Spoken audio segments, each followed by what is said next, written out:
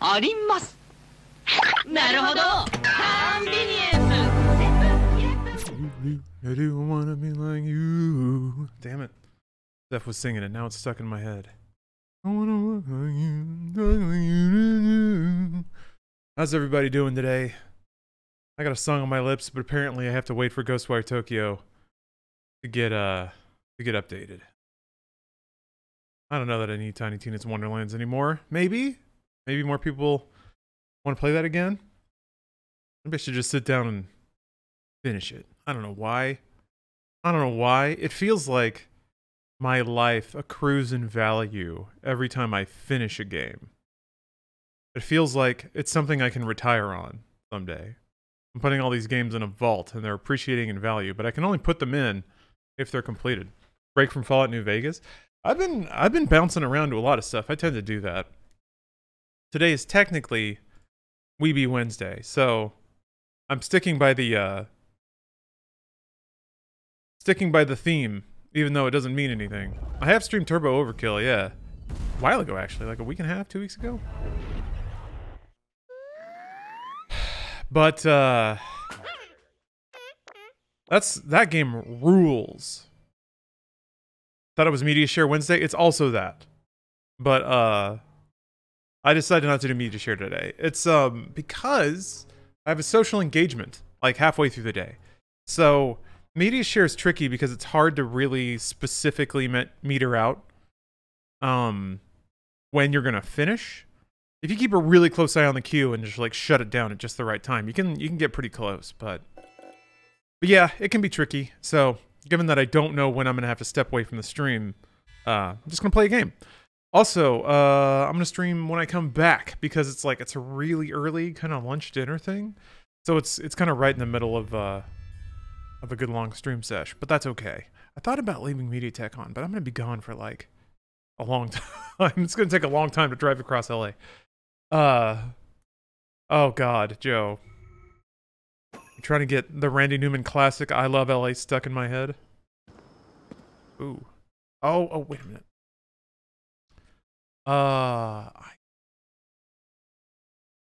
Real quick.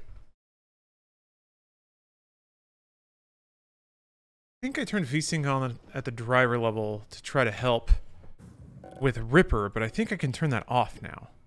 Because this game has VSync, I think. Has this game been running for you smooth? Not really, but it's also maybe not the game's fault. But also it might be. I don't know. I was having a lot of trouble with it when I first installed it. But I think I've come to find out that that was due to some very weird thermal throttling issues with my processor. Which is still happening, but just to a much less degree. So it's been running well ever since I swapped out motherboards, because my motherboard also died. Which could have also been the issue. I don't know. I think it was both. Okay, never mind. VSync went back to normal. Alright. Get back in that video game. Rip the board. Yeah, I still have it here because I haven't decided what to do with it. I think I just need to throw it in the trash.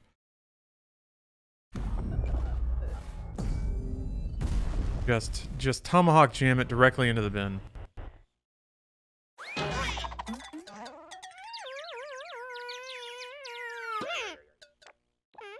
Yeah, I'm feeling a lot better, Joe.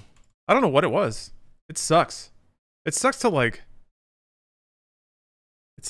wake up to that because you have no idea what led to it. That's your world now.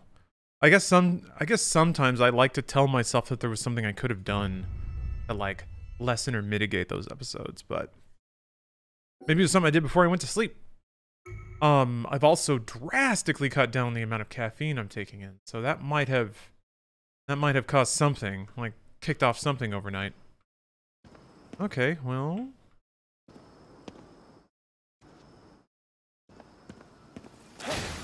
This seems okay. I don't remember what I'm doing. I'm speaking to a boss Tanuki. Alright. Hey, what's up, Nova Veilstone? Ooh.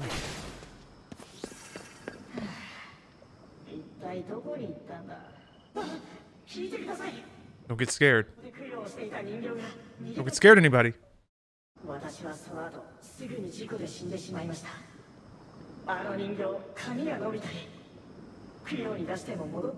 A caffeine withdrawal? Maybe. That might be what it is. I don't know. But it only lasted for like 6 hours? And it's pretty much gone now, so I don't know how long caffeine withdrawal lasts. I mean, I still had like a cup of tea, so it's not like it's cold turkey or anything.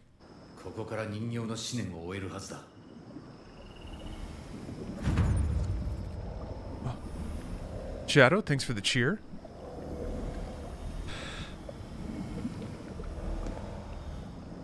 Take my Cyberits. I will. Thank you very much, Shadow. Akiva, I have seen Tim's Vermeer. It's quite interesting. Oh yeah, I gotta buy more of these things. I keep forgetting. I'm supposed to buy these whenever I can.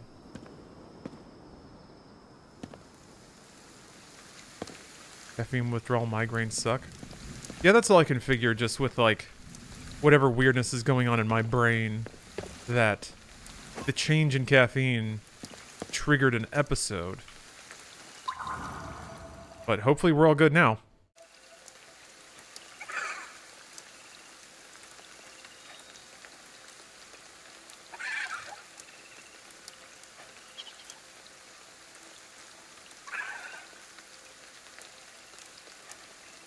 Be meeting my boys at the shrine up there. Tokyo's a big city, like huge big, so no big deal if you gotta take your time sussing them out.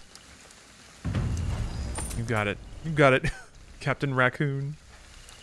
That's, this is one of the collectible minigames, is that there are mischievous raccoons hidden around Tokyo. They've disguised themselves as everyday objects, but they have a big old bushy raccoon tail poking out. I guess they're haven't quite mastered the art of ninja hiding yet. So yeah, you have to find little things with tails on them. Buska says, I know the feeling. Sunday night, I started a treatment for a skin condition. What I wasn't warned is that it makes your skin very dry. Your body will try to regulate that. I woke up so dehydrated that my brain felt like it was trying to eject from my skull. One of those headaches where you can't believe how bad it hurts. You just stare at the ceiling in awe. Yeah, you're just kind of like, yeah, exquisite is the word that I've come to associate with that feeling. When it's just beyond pain. When it's a new sensory experience. It's obviously not pleasant. But yeah, there's just a different level. There's a different word for that. When part of you does have to stop and savor just how intense and debilitating of a feeling it is. It's funny you said that about the dehydration, because I remember saying and feeling like it felt like a bad hangover. But I was like, I haven't drank anything. What the fuck? All I did was went a day without coffee. But like I said, I had like tea and soda and stuff. You know, I didn't go heavy on it, but yeah, I was like, what would cause this? Could it have been dehydration? I don't know.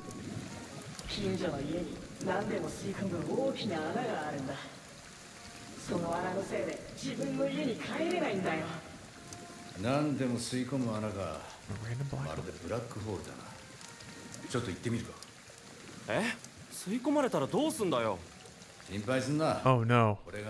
Goose, I just realized that too. Am I dumb just now realizing Tanuki parallel? No, that didn't occur to me either, but it makes a ton of sense. And of course that's exactly down the line for Animal Crossing. They love their puns, don't they? Oh. Dehydration plus caffeine withdrawal. It was pretty dry in SoCal over the weekend, so maybe? I think I'm getting brittle. I think I'm... Hold on, that's pet. It's a bummer that that's what counts as pet.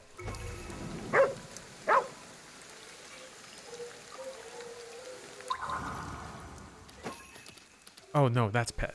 Good.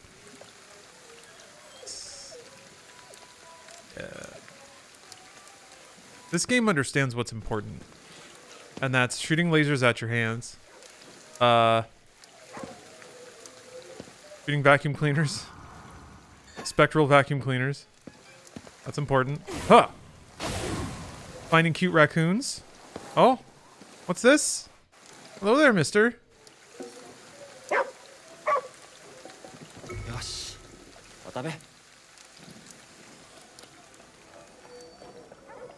I can have that? Really?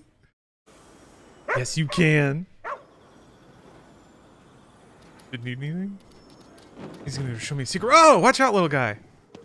I'm excited.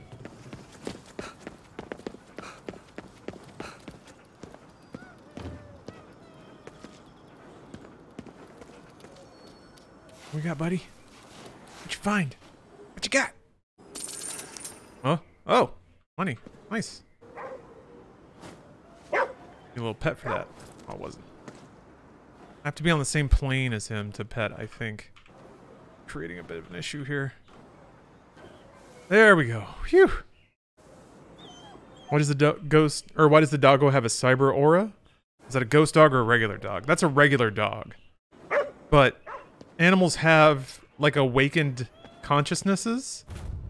They talk and stuff. The cats run stores. There's one right next to me. And I have the spiritual ability to interact with them now. I hope that makes sense. This game, you know, it's a spiritual game. You just gotta flow with it. Hey, so you're not gonna believe this. So I'm at the park near my house right now. Heard some shots and got curious, went to check it out, and everyone's like freaking out, pointing and staring at some playground equipment that looks like a panda. Nobody's on it, but the panda thing is shaking like crazy, I swear. Not the wind either. There isn't even a breeze today. Serious fog rolling in though. Now everybody's freaking out about that too. Yeah, everybody got raptured as well. Everyone got Tokyo Ghost raptured, which is why there's just empty clothes around.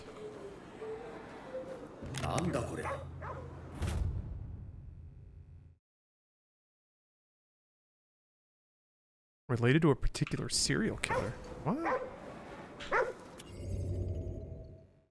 This model is eerily reminiscent of the one used by a serial killer who made headlines in the United States. So similar in fact that some believe it to be the one he actually used to photograph his victims, fulfilling his grotesque desire to immortalize their looks of terror. Well, which one is that? It's not Bundy, is it? Did he take photos? He did, right? Hey, Steph. What serial killer used this camera in Ghostwire Tokyo? Come look at this camera and tell me who murdered.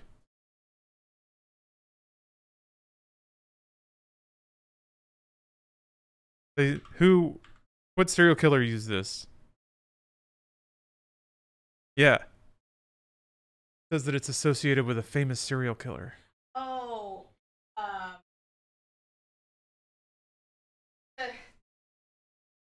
Oh, is it in the game? It's not. Oh, okay, never mind. I thought it was real.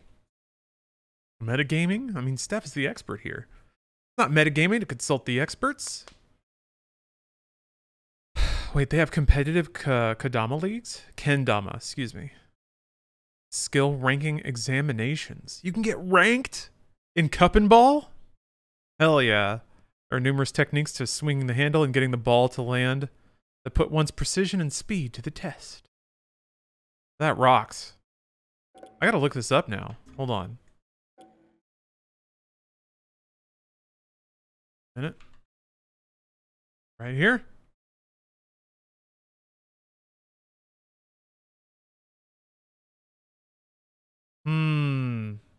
I don't want like a, here we go. This is what I'm looking for. I wonder if this is gonna get claimed. Pause it just in case.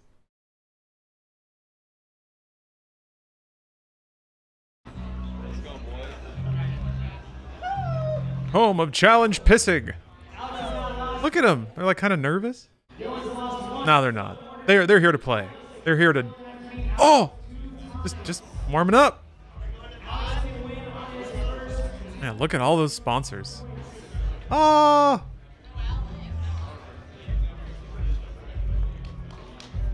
Battle at the Border 2020. Oh baby. He's got his ear pods in. What do you think he's listening to? I'd be listening to some like 100 gex hyperpop shit. Just some like scattered noise to put me in the zone. Whoa! Wait, are they doing? They're doing it now? Are they? Oh, okay. Oh, they're doing like freestyle tricks. he reading them off, like the move they have to do? Oh, they draw it out of a stack.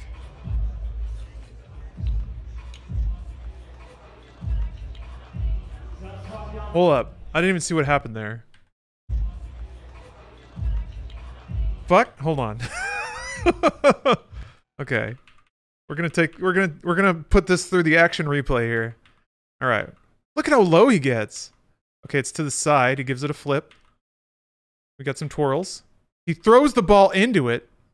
Or maybe just throws the ball in front of it, it looks like. Yeah, in front of it. He grabs the handle. And then he skewers the ball from the top, then switches his hand to the ball. Jesus. Jesus Christ, what? I wonder if that's just like an inverse flizzy ball or something. It's got to have a name, right? Okay, and then he's got to do it too. Oop. Not as clean, my friend. Still impressive. Whoa! Oh, he didn't land it that time. Oh! Oh! Got the stage bonk. Ooh! Oh! Wait, that's a tie? Huh. Okay, so I guess they both... One of them draws a trick, and then they both do it, and then maybe it's just whoever lands it the most out of 5? Gets the match? Or gets the set, maybe. Okay. Ooh.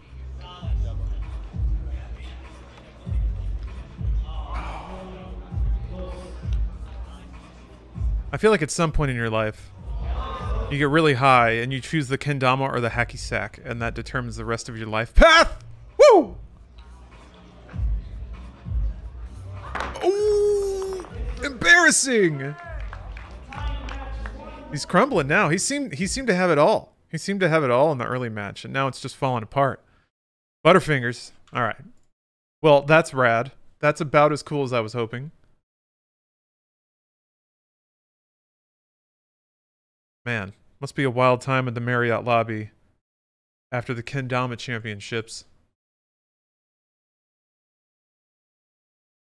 Some dude rolling through with all his trophies. Everybody's like, oh, fuck that guy. He's not good for the sport. He's not good for the culture.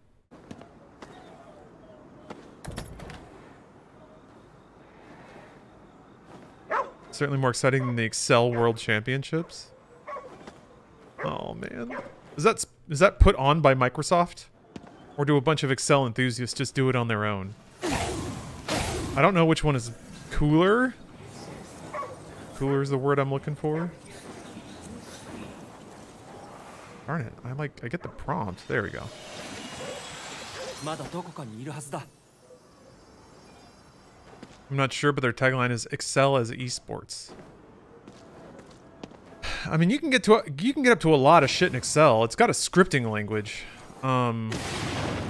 As far as how you turn that into a sport, I guess maybe like, maybe they give everybody like a bulk of data, and then maybe it is like more of a work-oriented assignment.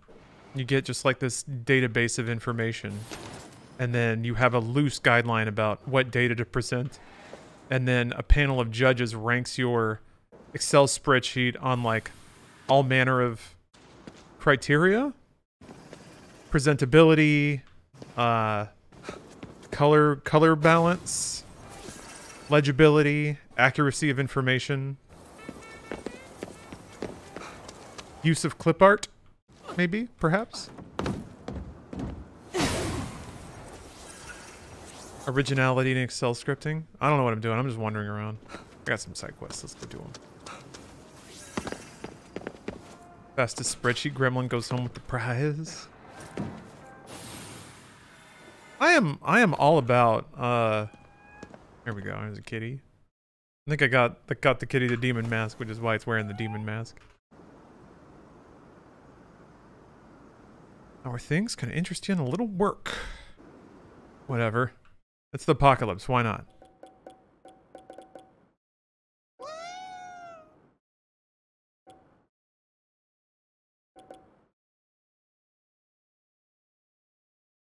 Oh.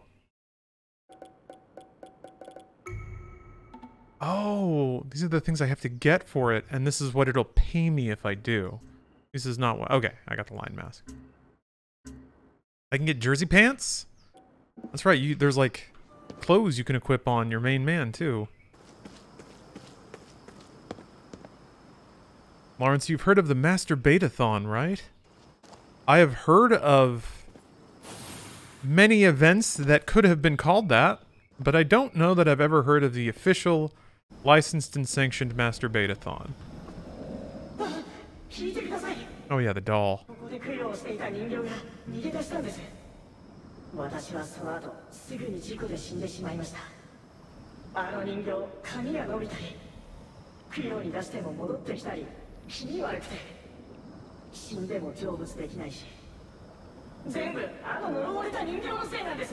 $30 for 30 peeked at the hockey hair episode? Did they really just have a whole like mini doc on hockey hair?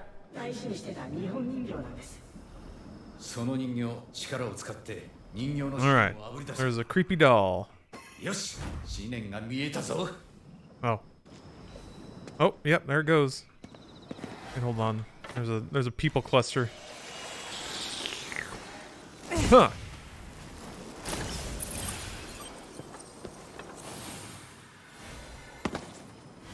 Look at how creepy this doll is. Man, who would make this? Who would go and do a thing? Okay. So the ghost orb means I gotta use my drip. Omikuji effects. At shrines, you can draw paper fortunes known as omikuji. These fortunes can be good or bad and will affect you accordingly. All effects from omikuji are temporary. You can only have one omikuji effect active at a time, even if you find charms that allow you to maintain multiple buffs. Potential effects ordered from luckiest to unluckiest. Daikichi. For a limited time, XP rewards for defeating visitors will be tripled, and enemies will be unable to harm you. Oh, that's kind of cool. They have a logo and everything? Wait, it's a dick and balls, but the balls have rear legs and a tail of a lion? Wait. Oh, this is the Master Betathon, not the hockey hair doc. Got it. Morgie, thanks for the prime. Sir Necklace, thank you for the prime. And Private Futterwhacking, thanks for gifting 10 subs. That is awfully generous of you, Private. Thank you very much, Mr. Futterwhacking. Yeah, Strider, this game exists. It does seem like a lot of people moved on pretty quickly, but this is a really good game. There's a lot to it. HP will not decrease. Okay. Damage inflicted will be halved. And carries faint strains of the Tokyo Bond Dance. Wait, what? Visitors spring forth nearby. Your HP is immediately reduced to 1. Okay, so that's like the worst one. But whatever, you can just eat. Don't come here often enough, but when I do, I have to show the love. Well, I'm glad you decided to stop by today. That's for sure.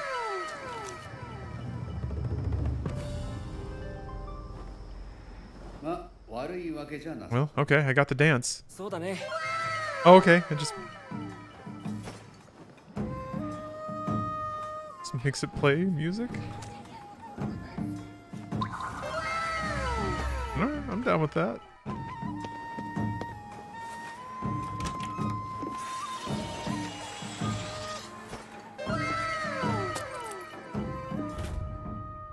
Into Priest Weekly Report. Monday, August 16th. Prayer Talisman's out of stock. More ordered on the way. Tuesday, August 17th. Day off. Finalized Shrine Seal book design. Wednesday, performed 2 wedding ceremonies. Oshima in the morning, Yasuda in the afternoon. Thursday, meeting for a groundbreaking ceremony. Also went shopping. Friday, morning spent on work warding off bad fortunes. Deep cleaning in the afternoon. Gotta scrub out all them fortunes. Oh, Zenova, you're playing Fall Guys? Nice. That's a fun game. Hey, James. Saturday, disaster readiness equipment inspected. Disaster drill preparations finished. That's nice. There's a lot of like little lore and notes and stuff around, but I don't mind it, but a lot of them are just kind of, you know, mundane. I guess it fills out the world and what was happening there. Gives you a good idea. Unlucky year chart. During these critical years, very depending on a person's gender as well as the years before and after them, it's important to be proactive in warding off bad fortune before it's too late. You can find the critical years for both genders listed below. Well, they said the critical years and then before and after. That's a 3-year window. That's a lot for bad fortune. Males ages 25, 42, and 61. I'm pretty clear. I'm pretty clear of most of those right now. That's good. Females ages 19, 33, 37, and 61. Pfft, of course. Of course, the ladies get another year. Am I right, ladies? Care must also be taken at ages 24, 26, 41, 43, 60, and 62.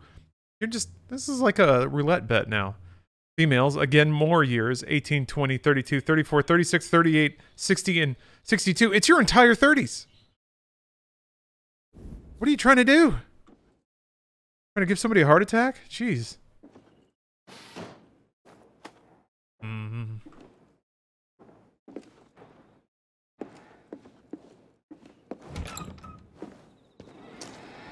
Why did the fortunes have it out for ladies this hard?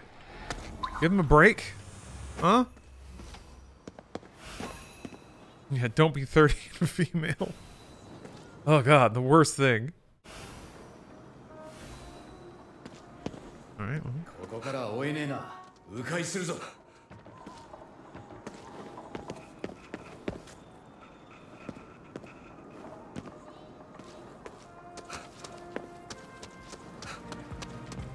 You and Bruce finally convinced me to play or to buy Vampire Survivors. I was gonna buy it yesterday, but then they announced it's on Game Pass tomorrow. It is? That rocks. Good move. Good move holding out. That's $3 back in your pocket.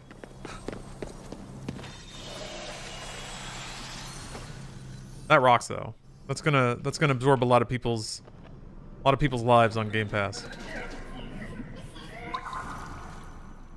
Oh.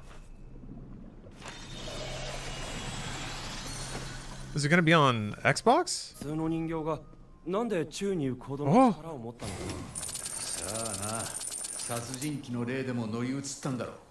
Because I thought about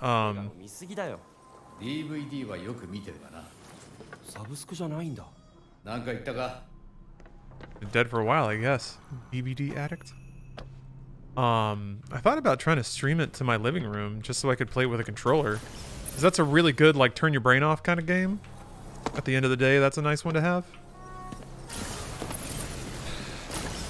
Just PC? Oh, okay. That's fine. If it'll have achievements, that's pretty cool. I mean, it already has achievements, but, you know, real achievements. Real world achievements. Those are the ones I care about.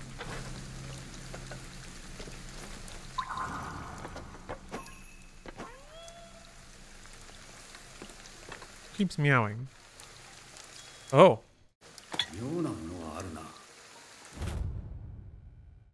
Onigawara? Type of decorative roof tile, typically depicting an oni found on top of or at the edges of roofs of traditional Japanese homes. Cool. I am so down with games that just have a ton of peripheral information about their setting. Assassin's Creed games used to do that. I don't feel like they do as much anymore, but I haven't really given them a fair shake in a while. I put a lot of time into to Odyssey. I was just like, man, I just can't do this anymore. Oh. Oh, I don't know where the... I completely lost track of the creepy ghost baby I was trying to track down. Or the doll. Ah. Oop. I don't know if I have a dodge. I have a block? Yeah. And a melee.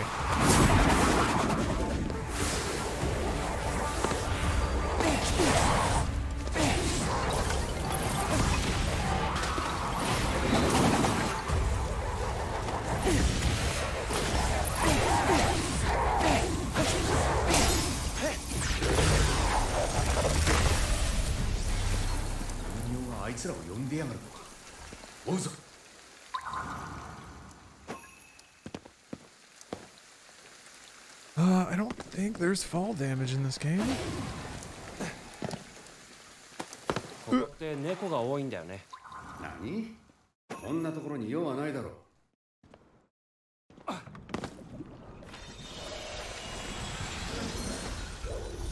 Yeah, Big Hungry Man. I didn't even finish it.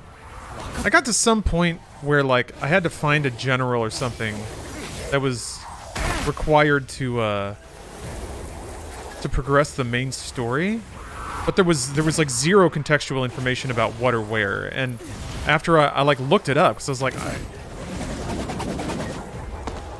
I looked it up and I was like, what do I have to do? I just want to play the game.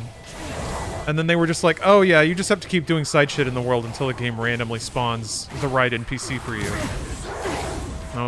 Once I read that, I was like, okay, nah, no thanks. I like those kinds of games, but you shouldn't have to engage with them on that kind of level just to see the story and stuff. But even the cutscenes were like pretty minimal. Like the villain was just a crazy guy, pretty much. From what I remember. Like I found some cutscenes with whatever the dude's name was.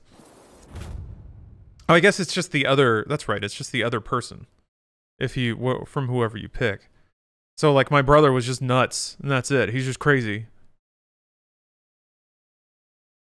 But maybe I judged it too soon. But still, I played for like 20 hours to get one cutscene of them just standing on a soundstage, like just talking to each other. And that was it.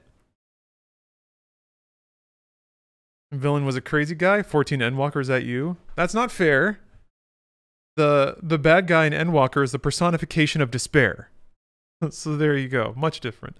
We're going to be talking about Assassin's Creed Odyssey. Here comes a new ranking battle. The 37th ranking battle for Special Fighting Heroes 3 version 2.2 is almost here. This fighting game masterpiece still has scores of fans eagerly labbing out every nook and cranny of its systems and its characters have to offer. New players also more than welcome. Date and time every Wednesday. Entrance fee 500 yen. Cabinet set to free play after the tournament. Shibuya Underground Arcade, Kadomi. Sounds like a fun spot to swing by. Get the local flavor. Somebody left a beef bowl on the bench. Seems like a nice lunch. Little beef bowl in the park. Gotta remember how to eat stuff.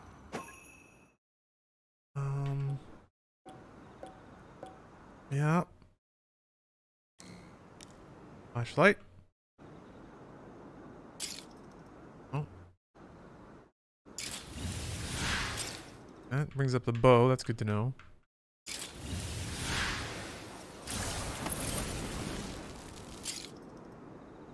There's 4. Tab, no.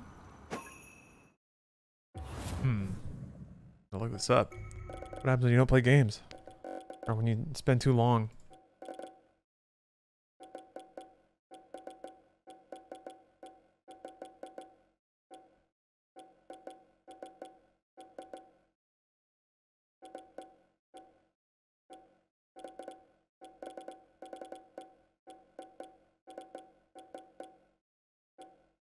Correct.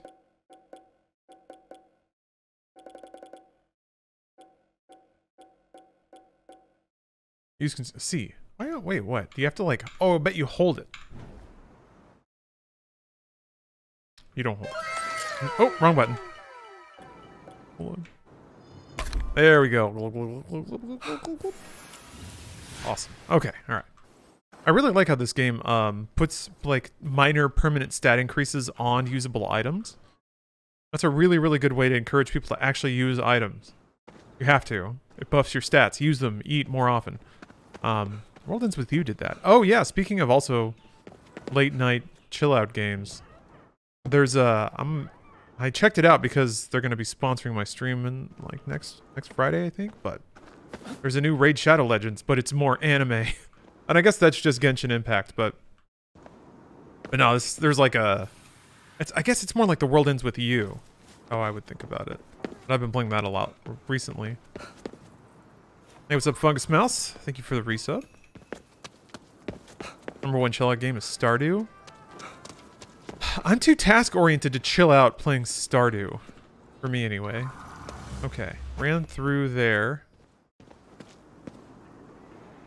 I feel like Stardew would... I'd fall victim to like the Civilization or XCOM problem, where I always have the next thing that I want to do, and then I just want to do that one thing, and then I'll go to bed, but then there's always another thing, you know?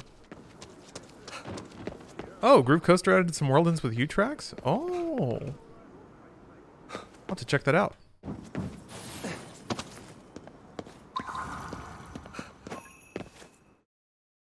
Okay, so there's no... Wait a minute. Is this the alley?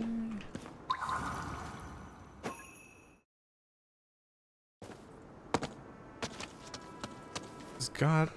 No... Okay. I can see the... I guess I have to get to a... Oh, I didn't know I could fit through there.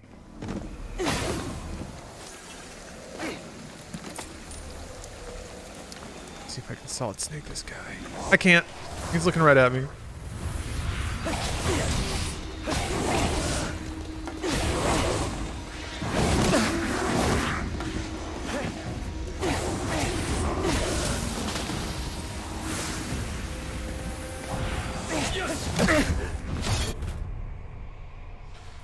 Blocking immediately before an enemy attack lands will trigger a perfect block. Okay. Just nullifies that damage.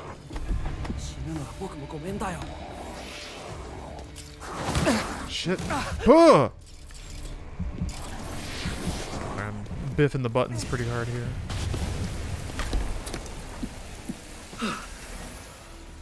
All worked out.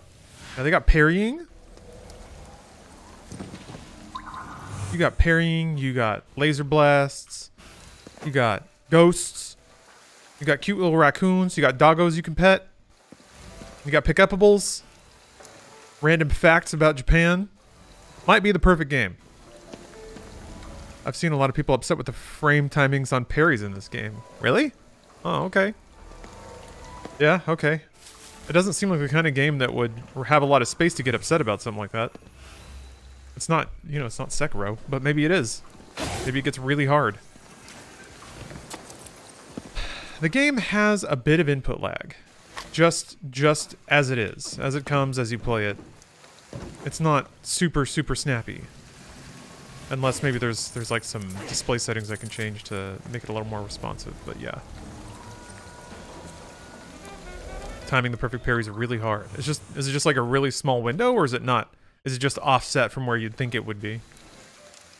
One of those deals where you have to like manually think about it every time to adjust your timing. What studio made this? This was Tango Ghostworks. They made Evil Within 1 and 2.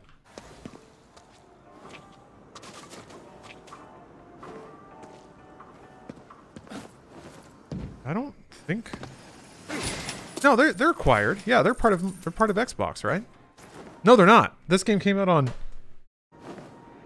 This game was a PlayStation PC release. I guess they just had a publishing deal.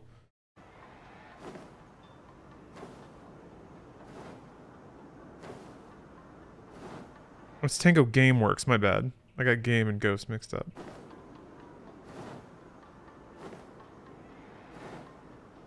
Oh yeah, okay, they're owned by ZeniMax. Okay, so they are part of Xbox. I guess this game must have had its publishing agreement signed before the ZeniMax acquisition.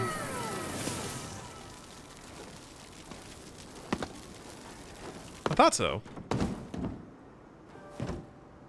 They're good, by the way. All their games have been really good.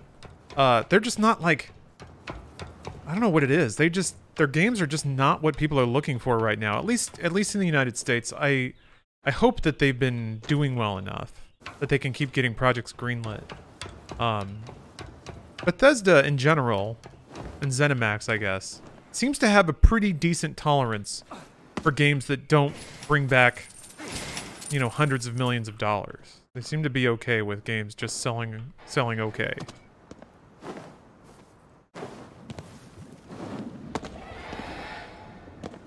Wasn't Evil Within 2 kind of poopy? Was it? I really liked it. I didn't play the whole thing. I didn't play all of Evil Within 1 either. But from what I played, it was a really good open world survival horror game. They did a really good job making it like a playable thing. But yeah, nobody really cared about it. Nobody cared. Like Evil Within 1 and 2 came out and no one cared. Everyone was just like, okay, yawn. Sometimes that happens. You can't like like you can't fault people for it. But for me, Evil Within 1 was a new Resident Evil.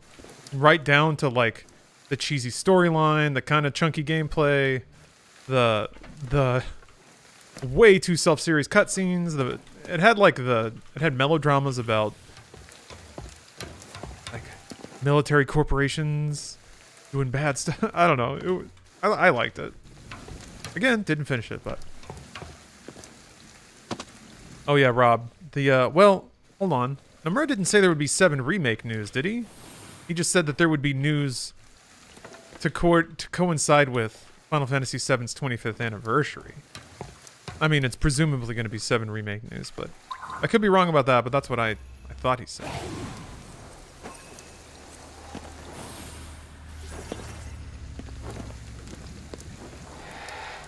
Alright, where are we going with this? Where are you going? Where are you going, Ghost? Oh. I was up there. Ha!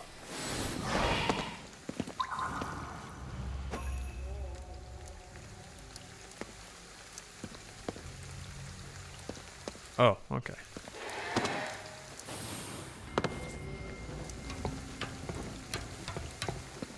Wasn't 7 already remade? Only one part of it.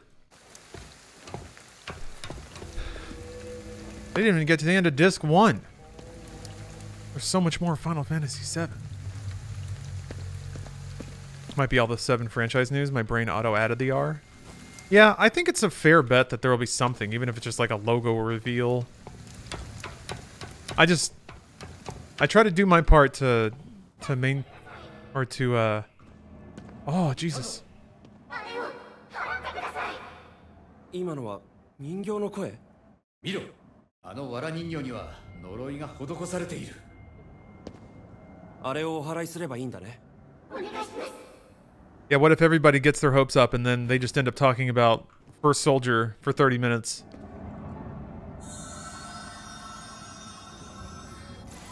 We're proud to announce we're making another Battle Royale. Yes, another one. We did it.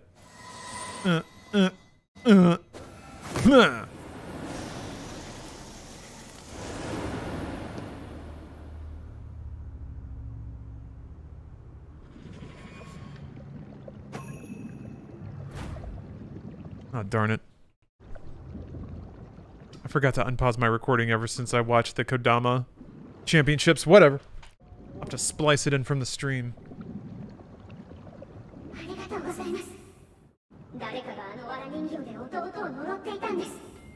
弟さんって神社にいた男の人？はい、私がずっと守り続けていたんですが、離れてしまったせいで守りきれなくて、弟は呪い殺され、成仏すらできずにいました。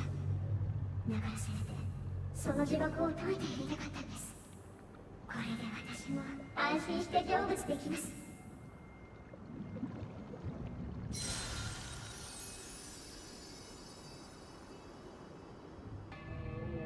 神社の霊に人形を届けて本当のことを教えてあげなきゃ。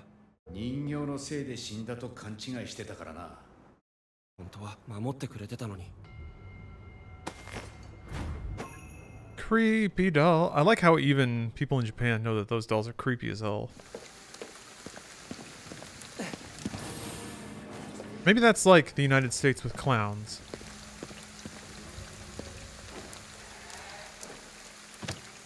We may produce them, but at least we understand how creepy they are.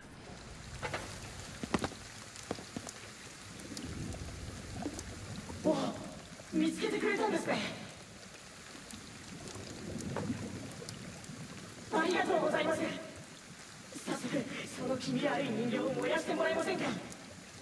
人形に宿っていたのはあなたのお姉さんだよ。あなたを呪うための藁人形があって、彼女が身代わりになってあなたを守ってたんだ。姉さんだ。そうじゃ私が事故でやったのは。お前が守り神を手放したからだ。まさかこの人形の中に姉さんがいたなんて。ずっと私を守ってくれていたのか。それを私は。姉さん、すまない。許してくれ。姉のおかげでお前ももう成仏できるはずだ。彼女もあなたを救ったことで安心して成仏したよ。本当にありがとうございました。礼はあの世で姉に言うんだな。 Turn on my gamer lights. Yeah, poor Sap. Let that be a lesson. Sometimes the creepy doll is really a good doll. Let that be a lesson to you. Think about that next time. Next time you're squealing at a doll, throwing it against the wall and trying to, like, burn it, maybe consider that it might be a benevolent spirit protecting you from another curse. Just think about that next time. I want to find a phone booth so that I can deposit all my spirits. My spirits are going to get all filled up. Yep. Look at that. They're all filled up now. Map. I think it's that. For a hole that swallows up everything. That's just me. I already know what that is. Move to play. Oh, okay.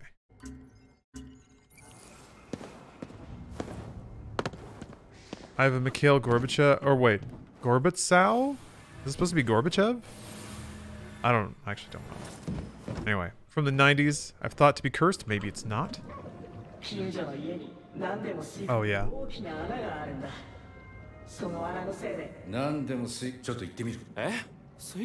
Does it carry the spirits of the whole of the USSR in it?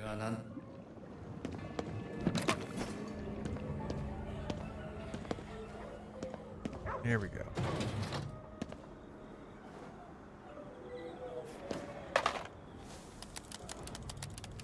It squeals when you press his tummy? Awesome. That rules. You have something very cool, and I'm very jealous. Has somebody made, like, little squishable Elon Musks or something? Okay, let's go find this hole that swallows up everything. Oh, I think I found it. That looks like a big hole. Hey, what's up, buddy?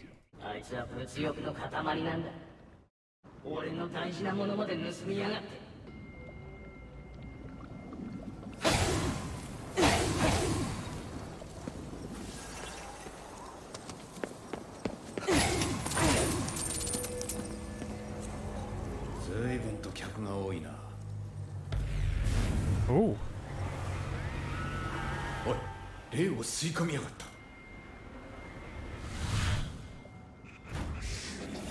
あの穴があいつらまで引き寄せやがった。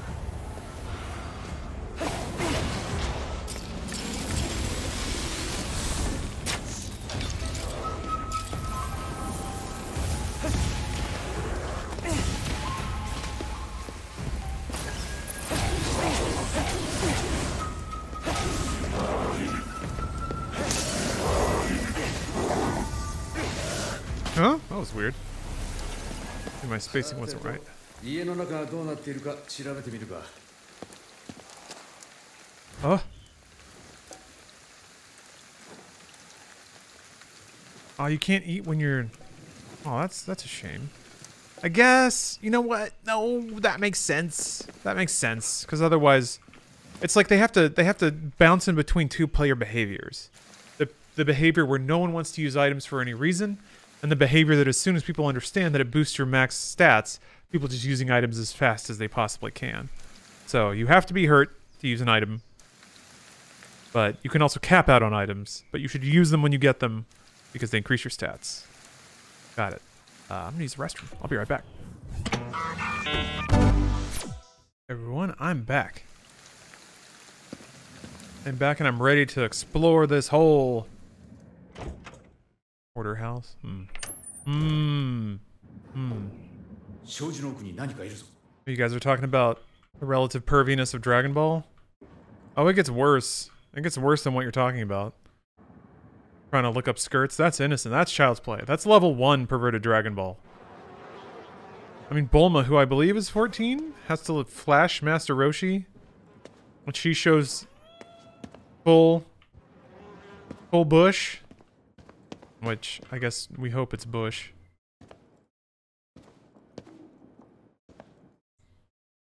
Yeah, it's messed up. I mean, It was a long time ago.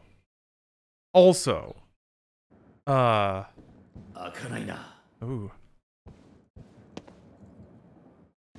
Obviously, ooh!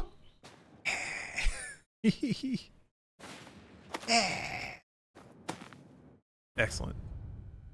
A model of a frilled lizard once popular in Japan? Once popular? Once? What happened? How did Japan fuck up the great fringed lizard boom? Oh, there's little roaches. This was a kid's show? It was a kid's manga first, but yeah. The racism is just fucking breathtaking. So, the racism is mostly just in caricature, right? In blackface? But I could be wrong.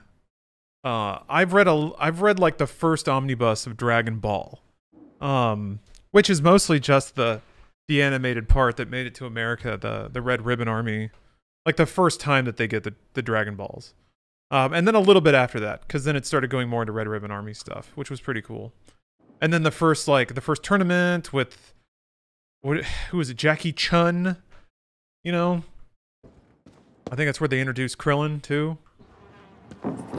Ugh. This is giving me fits. I don't like clutter. I don't like clutter and I don't like mess.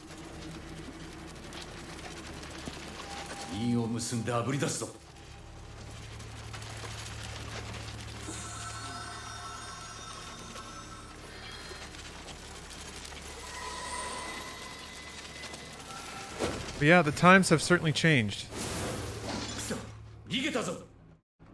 Also, I don't want to sound like I'm defending Dragon Ball too much, but boy howdy, you don't have to throw a twig very far in anime to hit something way more problematic and way more recent. I will say though that the times have been changing even for anime, which I did not think would happen, but I've been really pleased with some shows and how that they've like changed or eliminated certain tropes that just have no value and are gross. I always thought it was super cool how in My Hero Academia, the pervert character is treated like a pervert. Like he leches on girls and stuff, but all the other characters are like, dude, don't fucking do that. They roll their eyes at him, they look away from him. Ideally, it wouldn't happen at all. But I love that that's like, it's not like a fun-hearted adventure to try and sexually assault a bunch of teen girls anymore. Because it always is in shonen. There's always like some gross arc where they're at a bathhouse and they have to like try to peep. So I thought that was neat. Like that's an important but subtle change. Where that character's still there and they still do it, but at least the rest of the cast is like, that's fucking gross. So if you're a viewer, if you're an impressionable youth and you want these characters you look up to like you, then ideally you wouldn't mirror that kind of behavior. It did leave, right? Oh. No, it went into the bathroom.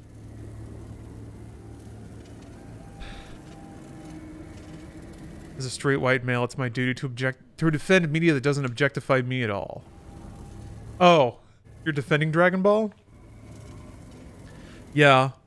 It's fun. It's fun, it's stupid, it's pro wrestling. The storylines are nonsensical and obviously based on like audience feedback. There's no intention to anything. It's just this freewheeling, evolving narrative.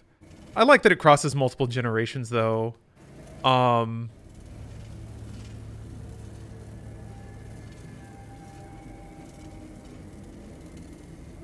Yeah. What I find interesting is this is something that I've seen in a lot of recent films, even Marvel films, is trying to even move away from violence.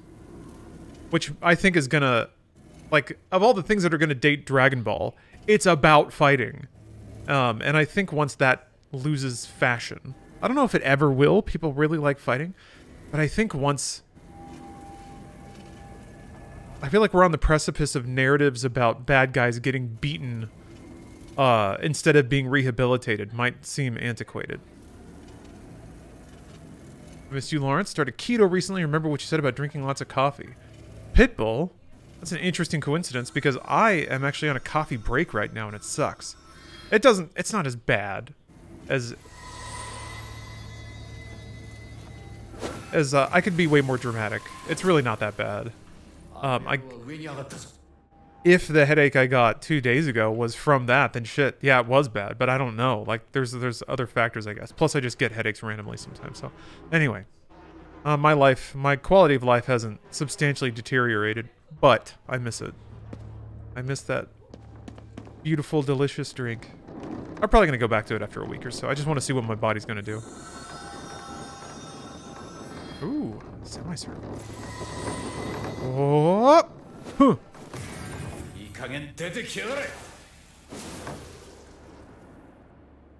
Meanwhile, in Dragon Ball Z, they're getting hilarious with powers. Vegeta just got the ability to channel the god of destruction by stroking his own ego.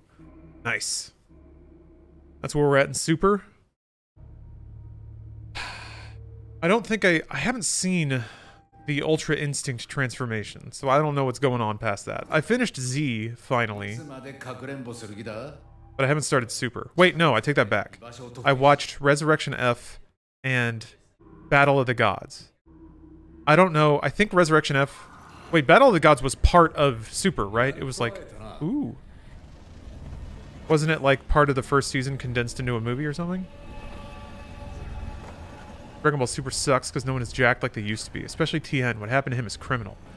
Yeah, there was a window in Z, Dragon Ball Z art, where the dudes were getting, like, Fist of the North Star big.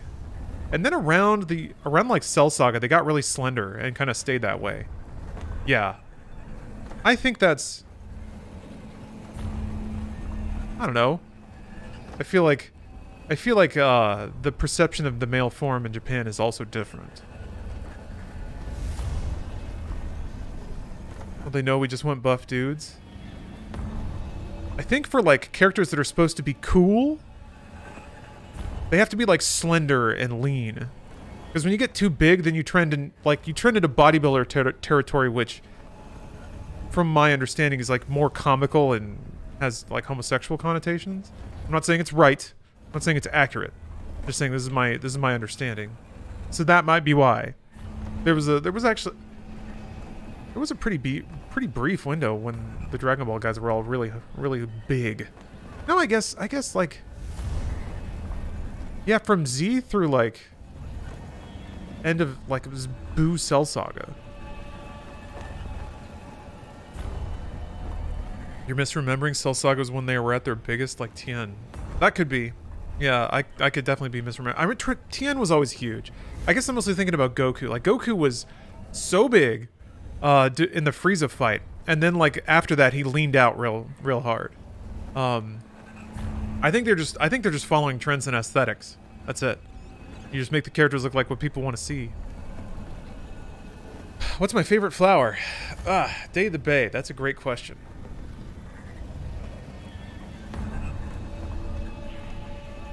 It's a great question. Let me think about that for a little bit. I missed a couple of subs, so I'm gonna catch up on that. Fungus Mouse, The Otter, Una Vale, and Hardline Tango. Thank you all very much. This is a cool room. I think I can see ramen reflected in the TV. Or is that just... That's just on the TV. Oh no, wait, it's down there. Okay. Just finished your Elden Ring VODs. Will you be fighting Millennia at some point? I want to, yeah. I gotta get back into it and find the other half of the stone that I need to, like, activate the secret elevator. Haven't done that yet.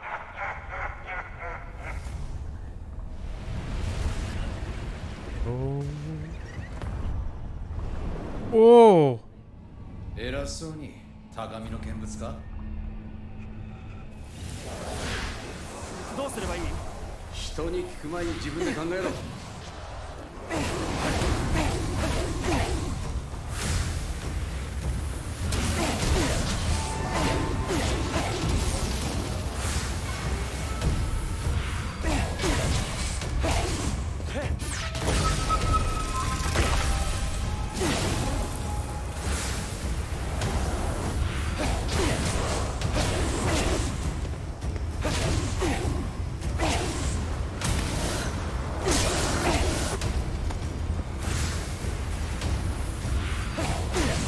Does this game work normally now? Yes, it does.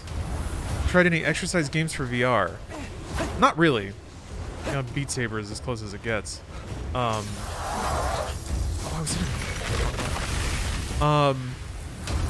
I was so cool looking. Ring Fit Adventure is the fitness video game of my choice. I have yet to find any game that's like for my temperament a more fun video game, but also like a better workout. It's a really solid JRPG, which I like. Not everybody does. So there might be more active, like action-oriented games that will appeal to you. But I really like the concept of...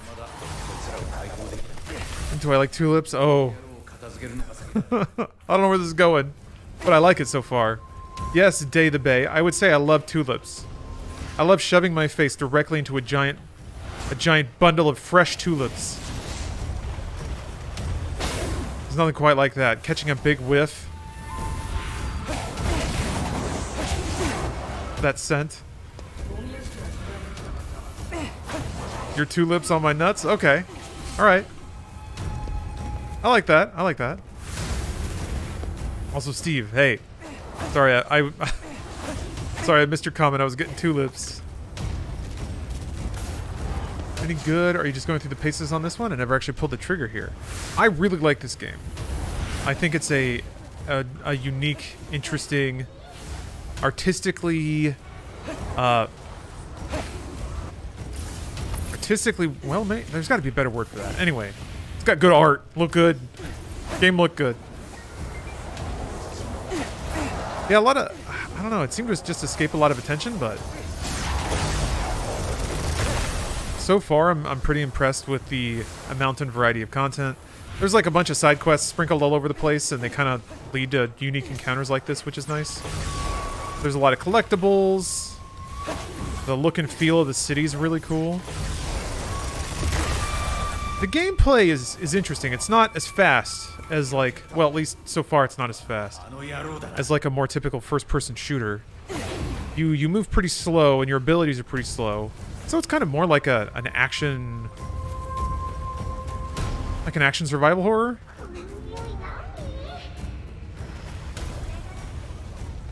Like maybe one of the more action-y Resident Evils.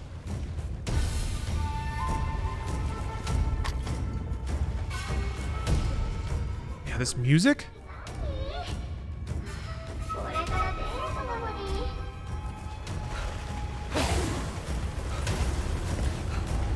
But I think the aesthetic is something that could equally appeal to you just as much as it maybe doesn't appeal to you. So that's kind of neat. That's something that you know you'll obviously can trust your gut on. Oh, when can we get you to check out Failing's house now that we're open? Good question. I'm kind of booked up for the next couple of weeks, but I'm sure I can find a time.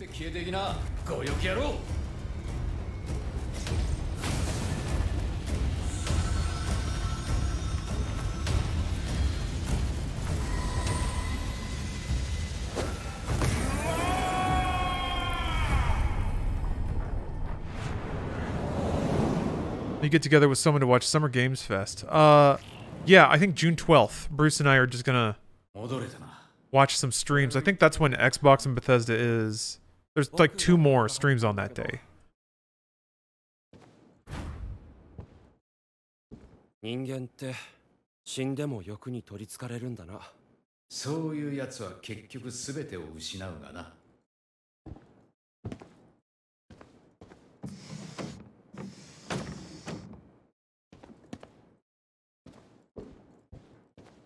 Yeah, Steve, I'll look into it. I presume I already got information about it. Oh, well, I know who to contact. Ask about it. So, yeah. No drinking game this year? I mean, I'll probably be drinking. I'll probably just have a drink or two. Just because, like, as much as it is marketing, it's also a day where we kind of get to have our imaginations provoked, and that's fun. That's fun to be drunk for. We talking about games? Oh yeah, bro. We talking about games. Games that don't even exist yet. Or rather, games that haven't been announced yet. But yeah, as far as rules go... So if it's just 2 people, I don't know. I feel like a drinking game is a bit much for 2 people. Just from the feel of it.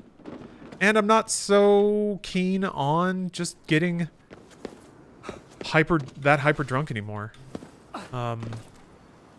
We'll get a cozy amount of drunk, but also to me the fun was like trying to predict and I love that shit. Running through stuff. Blah! Trying to predict like E3 tropes, because that was also part of it, is sort of celebrating how dumb these conferences can be, how weird, but not really even E3 anymore. And most of them are going to be these clean pre-produced packages, so like if they're all pre-produced presentations, then that like takes out a lot of the rules, a lot of the fun you can have about like people flubbing lines or looking the wrong way or something like that. I guess rules that poke fun at production hiccups probably aren't the most constructive natured, but whatever.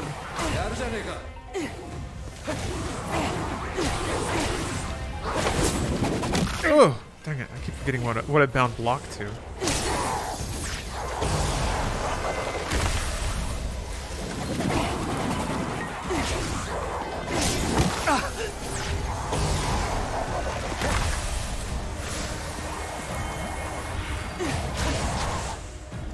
Oh, the Drunk Game Award streams? I mean, that was really fun. And yeah, we're about due.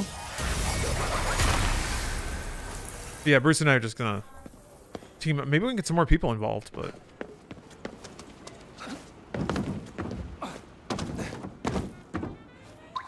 I don't know. Rules are tough. It's really hard to make a good set of drinking rules before an event. Usually what happens is, with like a movie or something, other people have watched it, and then they... Ah! Ugh.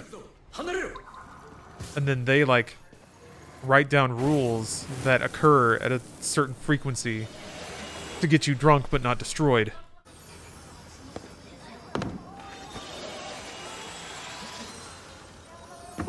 Anybody need to start getting notes from I'll just write Phil Spencer and be like, what do you think some fun drinking rules would be for your conference? Get Alana and Charlotte. I mean, I can ask. Can always ask, but I cannot force anything to happen. What's up, little guy? I think I already... Yeah, I must have already gave him the prey. I'm gonna go dump my spirits again.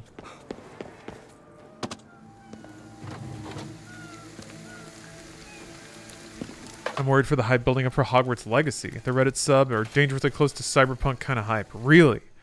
They're in the we'll be able to do anything we want phase?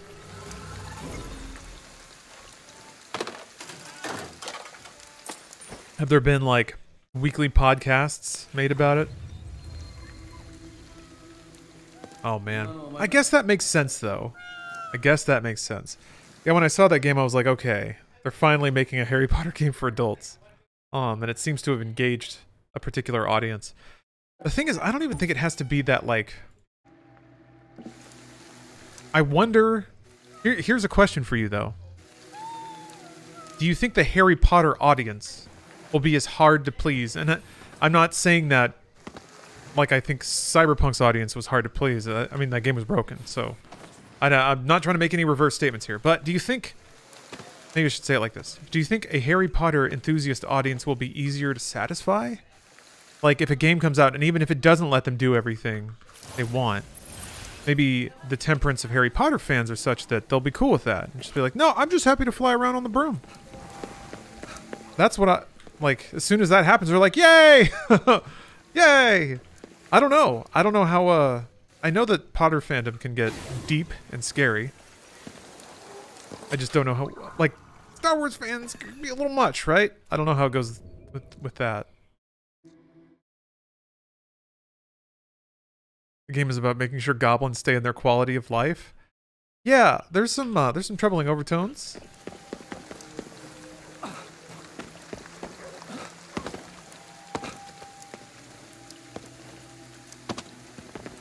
I missed the opportunity 10 years ago. Well, that I agree with. Yeah, I think if this game came out 10 years ago, it would have been a sensation. I mean, it still might be. It's a market that's been waiting. It's weird that it hasn't happened yet. That's for sure. It's probably gonna make a lot of free money regardless.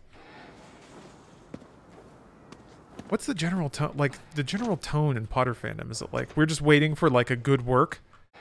We're waiting for something to bring this back to life. Kind of like Star Wars fans for the longest time.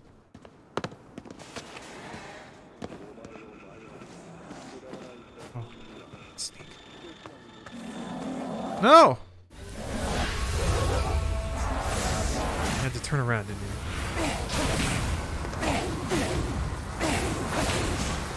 Don't most Potter fans hate J.K. Rowling now? Yeah, that has not helped. All she had to do was stay quiet.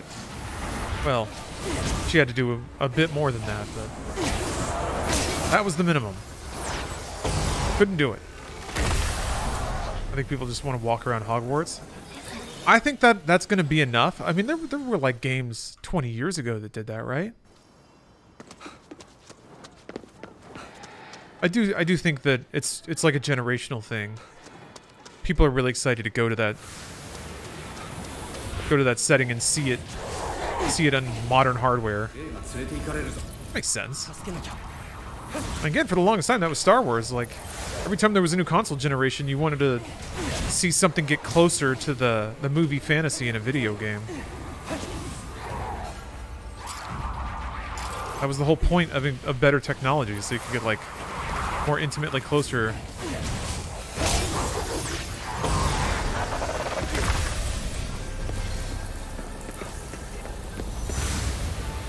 There have been 17 Harry Potter games? Good God. How long has it been since there has been, like, a big budget console game released, though? I feel like it's been a while? What is this, Generations Harry Potter?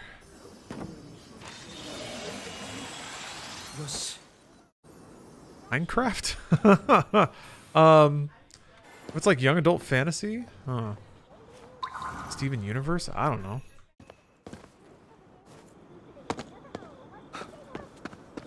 Paw Patrol.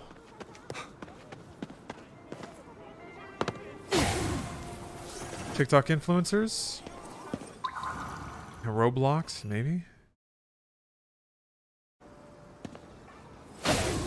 Harry Potter survives mostly on nostalgia despite J.K. Rowling is my hot take. I don't know. I think most people would agree with that.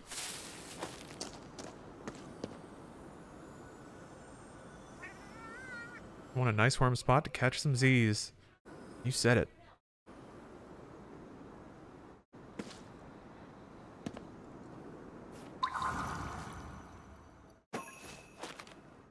Nether Yakuza puffs? Yeah, I didn't really look at the revenues for the newest movie. I saw the second Crimes of Grindelwald or whatever. Wait, no, that was, I don't remember. Is that this? That was this one. What was the second one called? Anyway, I watched it and it was a joke. It was so terrible. I mean, I didn't like the first one either.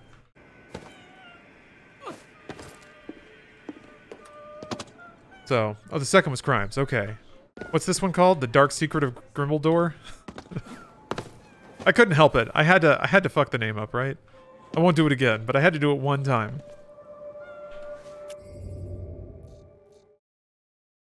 Secrets of Dumbledore. Okay. Yes, secrets. The Taint of Grindelwald. The Secret of Dumbledore? It's too easy. It's too easy. Can't do it. Okay, I have to go do stuff. I have skill points to spend.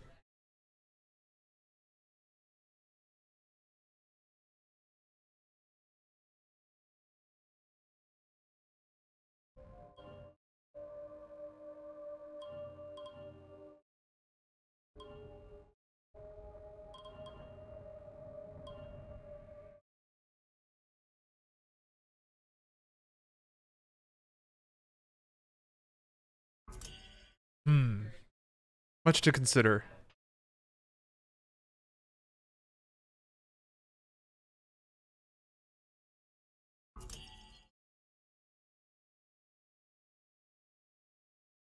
Oh, hell yeah. Hell yeah, bro. I need to take more damage so that I can eat more. God, if only that's how life really worked. Well, I guess technically you go to the gym and like micro damage yourself. Never mind. It actually works exactly like that.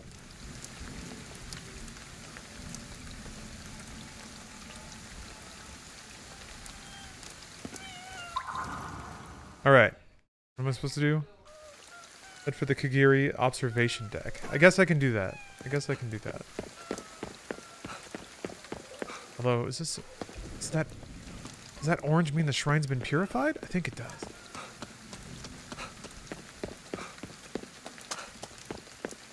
Does that mean it's fast travel? Oh.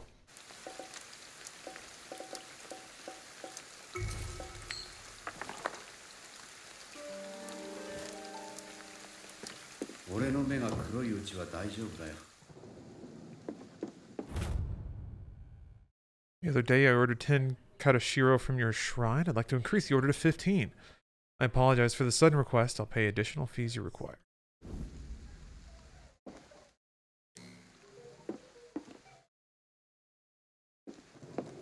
Ooh. Honestly, if you get Mads to play the villain and the movie still doesn't slap, your IP deserves to be gone. Yeah, if Mads Mikkelsen can't villain your IP back into relevance, there's not a lot left. Yeah, that movie was supposed to be Mads Mikkelsen and Jude Law staring gaily at each other. Smoldering gaily at each other. And I still didn't care somehow. Somehow. I'm disappointed in myself for saying that. It's also like... Isn't that also like the final golden bullet you shoot? Pun partially intended. To try to make people watch a movie? Is to like pay off some deep romantic, some long lost deep romance.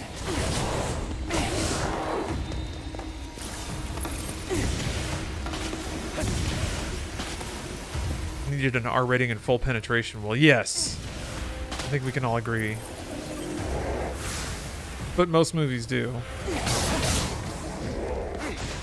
Oh, it's a big boy.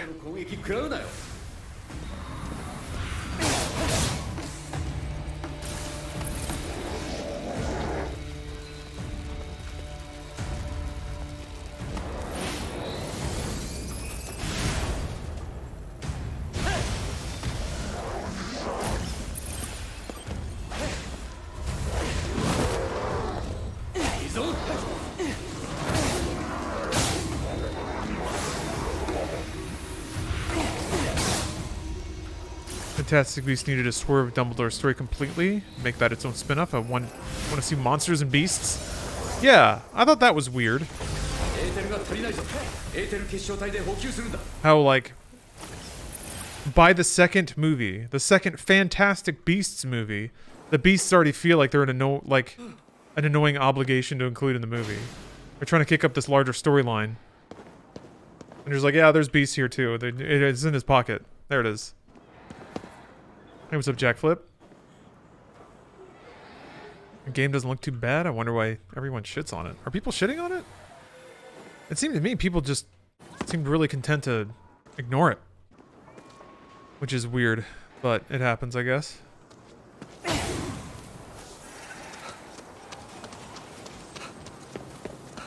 Wonder when they're going to try to make another Marvel property into a game like the Guardians game? Like a single-player story-based thing? I do love those kinds of games. Does the fighting feel awkward? I wouldn't say so, Shaggy Warhol. It's a little slow. It's not as, like, Call of Duty fast. A lot of first-person games tend to be pretty fast these days. So the moves are pretty slow. They have, like, hold. They have, like, charge moves, which is another thing that kind of slows things down. Enemies just sort of, like, menacingly creep around you and then run up and slap you. So it feels like it's built for a oops. Different kind of pace. Oh yeah. Marvel Midnight Suns is a really cool idea. Oh, okay, I gotta clean shrines on my way over there. Yeah, there's so much potential in a game like that. Especially since, like, individual mutant powers and stuff distill so perfectly down into just, like, unit abilities and unit details. You can translate every little bulleted list item about a mutant or a Marvel character directly into an XCOM unit. It's great.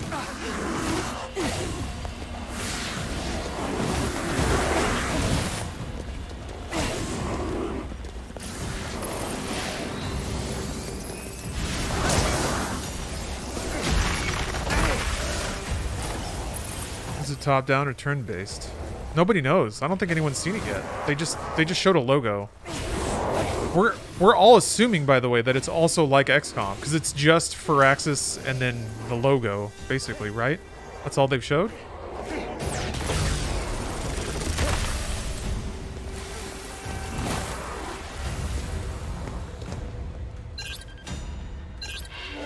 That's cool. They show gameplay. Oh, damn. Okay, my bad. It's card-based. Oh. I think that... okay, I guess that's cool. I don't know. I don't care now. If it's... Unless it's, like, some mechanic aside... I'm just not a big fan of, like, random draw. Not a big fan of it. Don't care for it. I don't like what it does to game design. I've never been a huge fan of random chance injected into game design. Unless it's like Mario Party, and the randomness is trolly and kind of the point. Hey, the fog! That means I can eat stuff now.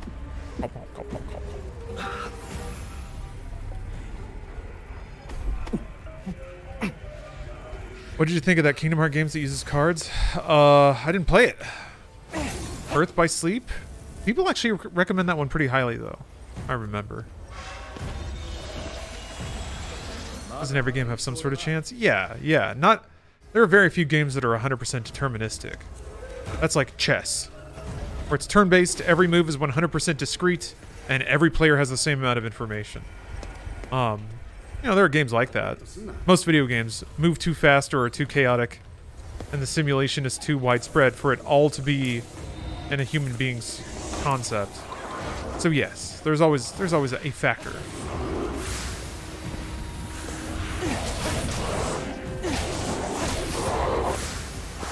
I wish every game was like Ripper Chess. Ripper Chess was fair on some level. At least they made it clear, like, when it was your turn and when it wasn't. Listen, I conquered Ripper Chess like I conquered everything else.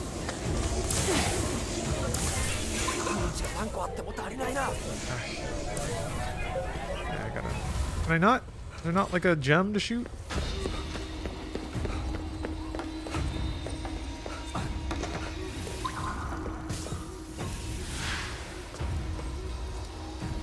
Oh, okay.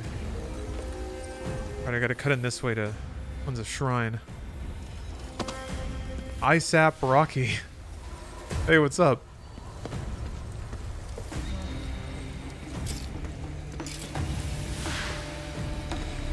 Still thinking about Ripper Chess. Still thinking about it. What a game.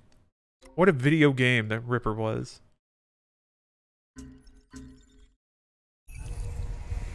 Oh, ooh. I gotta, now I gotta work on getting a Cyberpunk adventure working. Oh, I'm sorry, Pooch. I actually need a little pet right now. A little pet.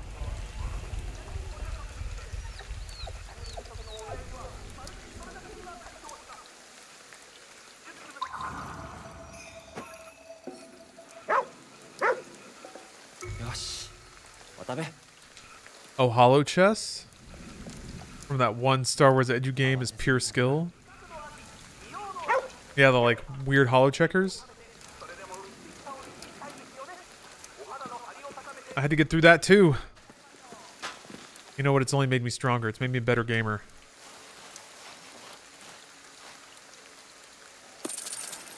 Oh. B-Rob, thank you for the resub. Try Pawn Breaker, a chess roguelike. Interesting. What's your recommendation? What's your go-to recommendation for a great RPG? You mean like any RPG?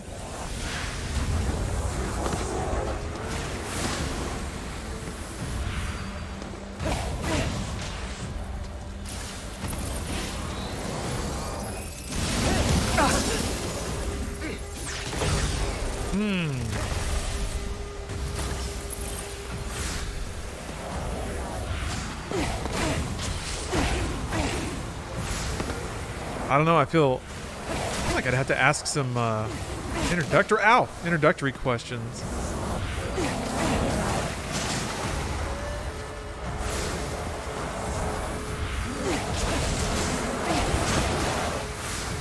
Like Dragon Age Origins is just what's coming to mind. Ow.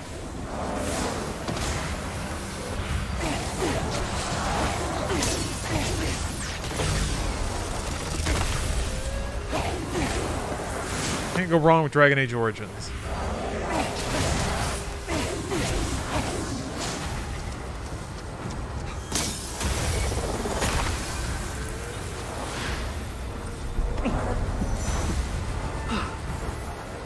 So many.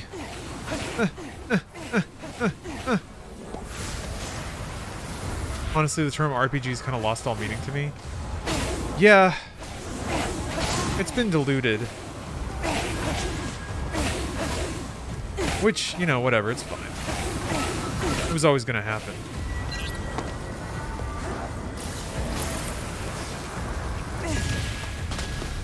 Jeez.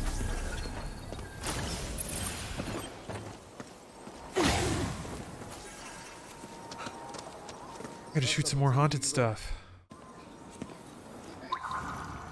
Persona 5? Yeah, that's a really good one. I wouldn't recommend that sight unseen unless I know somebody has like a tolerance for anime and reading.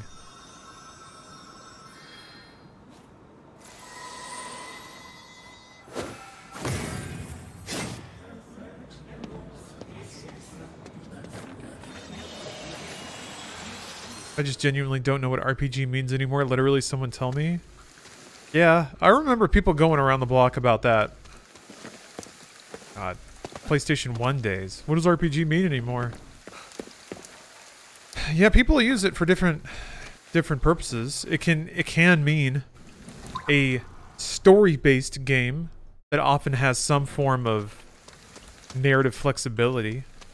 It is a game that spends a lot of time with story and dialogue, and that part of the gameplay is that you get to choose what is said, and that makes some kind of difference.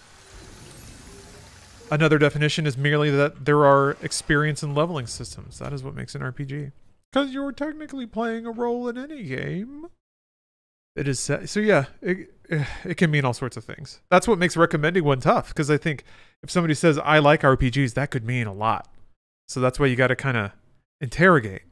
What do you like about them? Which games did you like? And then you can sort of triangulate what aspect of what are so broadly called RPGs are appealing. So is watching porn actually playing an RPG? If there's a meter filling up, yes. Commemorate your 60th birthday with us. Our 60th birthday marks the Chinese zodiac comes marks the day. The Chinese zodiac comes full circle, a momentous occasion, which is why we all don the traditional red garb. And what better way to commemorate this joyous event than to get the whole family together for a group photo? Whether gifted to a parent or grandparent, a family portrait is sure to warm their heart for years to come. Well said. That's not creepy.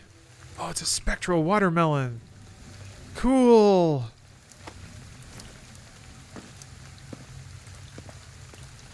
How many games have spirit watermelons?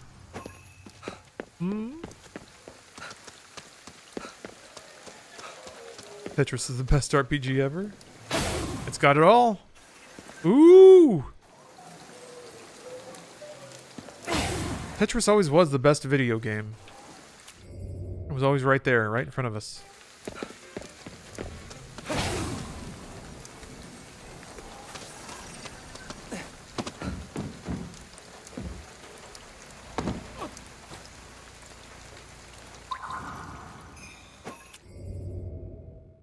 Yeah, for me, for the longest time, I just used RPG to mean story-based. Because those were the first games I played that focused on story.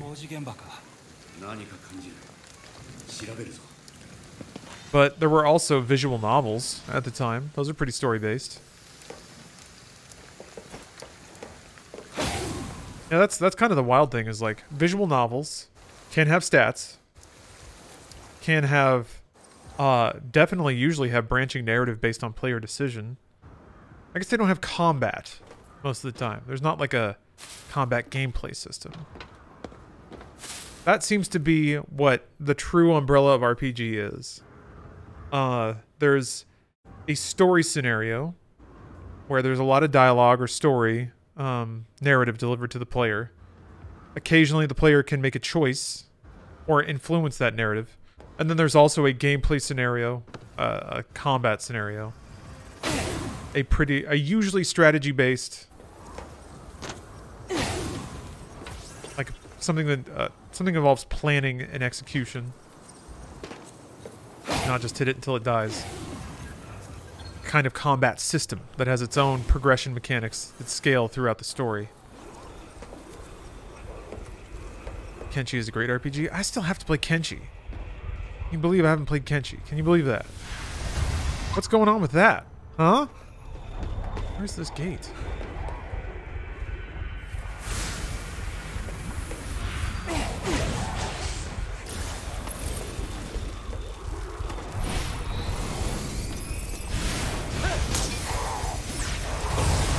Disco Elysium? Yeah. Disco Elysium is probably like the purest RPG.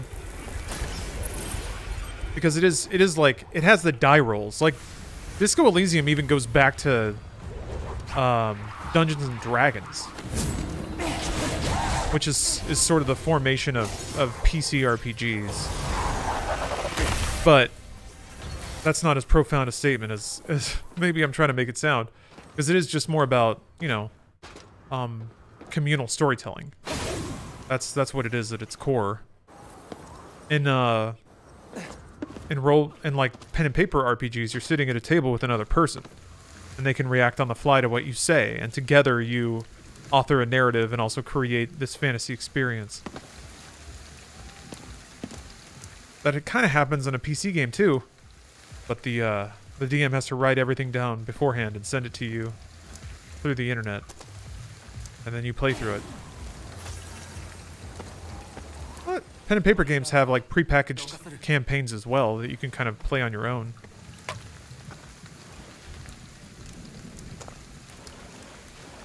RPGs are really only defined by their exceptions? More or less, yeah. I mean, it's a broad category, role-playing game.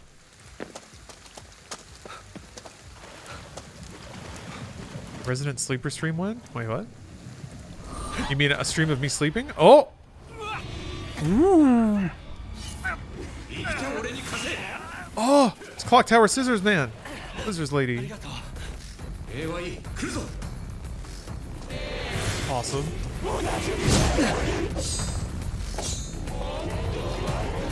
It's cool looking. Yeah, she is.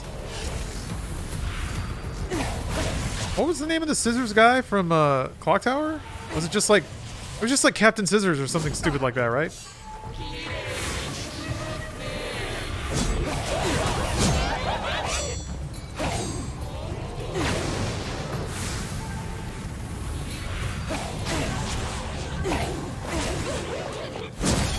Ooh. Snippy man. The snip man. Be careful, lest you hear from the snip man.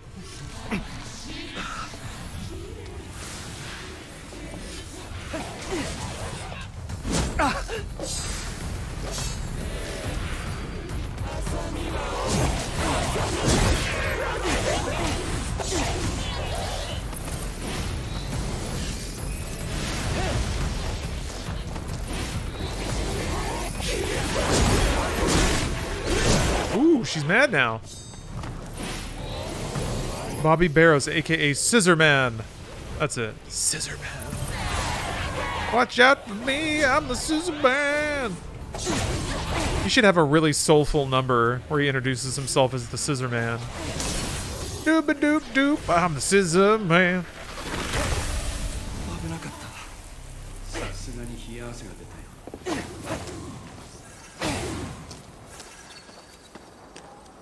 できればもう戦いたくないな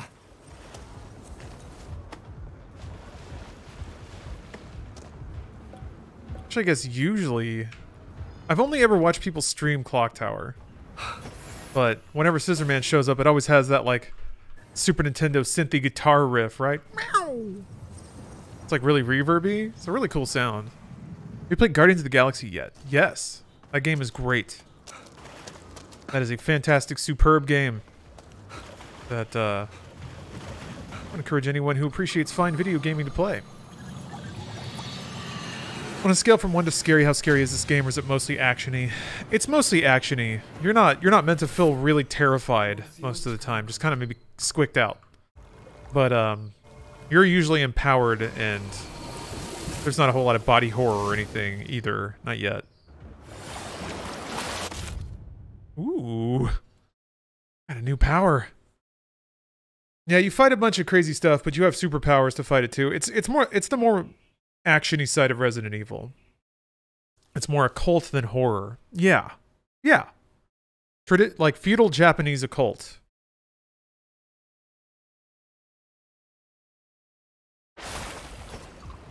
It really has the pacing of more of like a PS2 action game.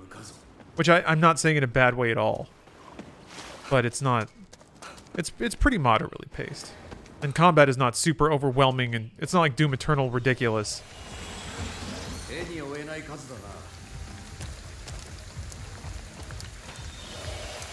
It's not out here to try to be gamer. I'm also playing on hard, so... Because I am trying to be gamer. Always. Every day I wake up and I have to prove myself to the world yet again. I do it gladly.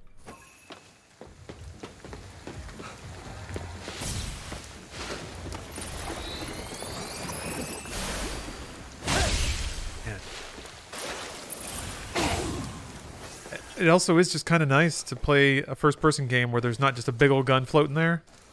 With like...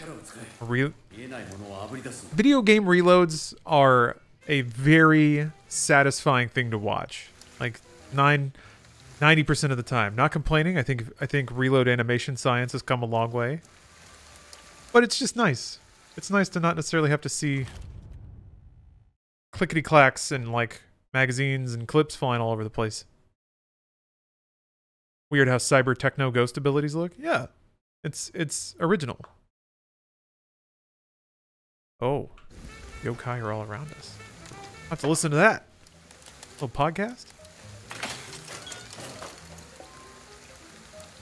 Happy with the word gamer. Not everyone seems to enjoy the title / definition. Oh, I employ it with layers and layers of post irony. I don't. Ooh. Oh.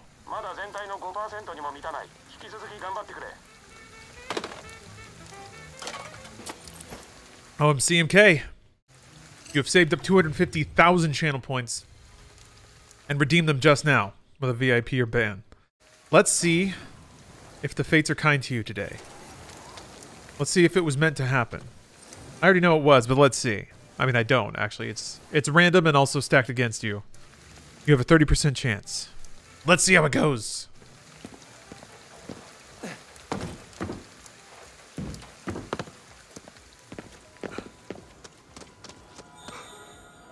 Ooh! Good job! We've got a new VIP today, everybody. I knew it was a blessed day.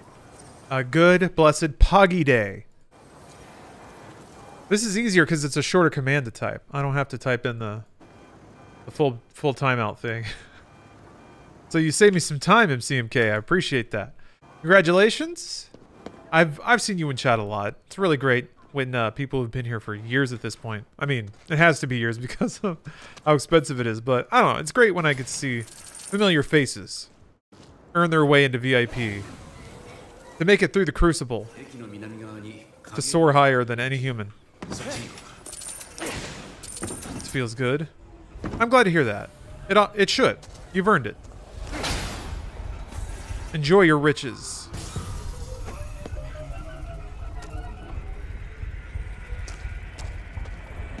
Rest well tonight, warrior.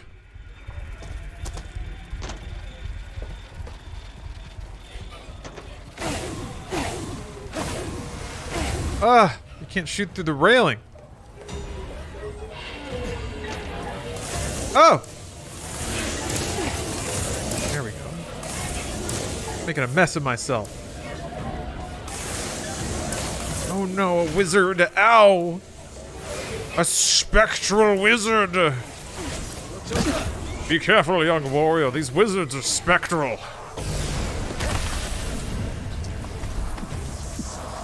Ooh! Ooh! We got new abilities. Office manager's pissed. Oh, she's got a little baton. Oh, she's got a knife.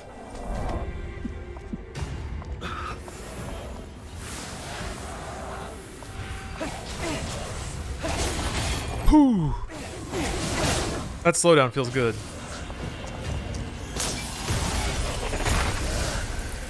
Waterbender ass. Oh, I should have given her the water. Given her. Gorver. Should have Gorver the warder. Took me a bit over a year to get here to VIP, but shimmy through is a big reason for that.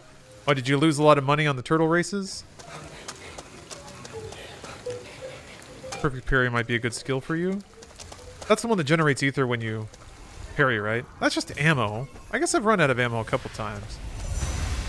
I haven't gotten to fights that are so long that I just completely run out of ammo and have to, like, melee. Not yet, but yeah. I agree. I've been looking into that parry ability.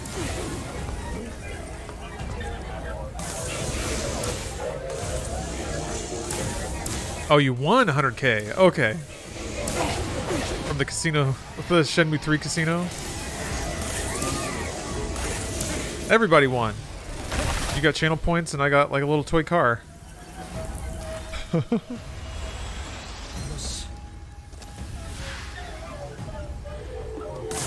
Oh.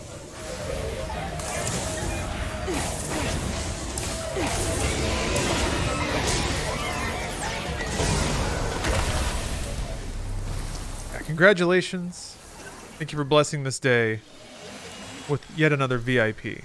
Legendary VIP. So what, some spiritual bad guy stole a bunch of people's souls. You collect them and put them on a telephone? Got it. Yeah? You've actually pretty much nailed it. Yep.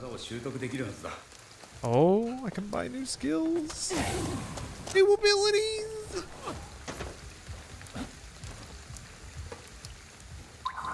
Let's see. I think it's this.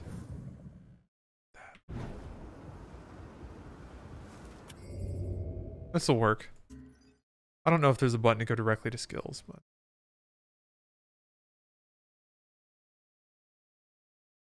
yeah, why not?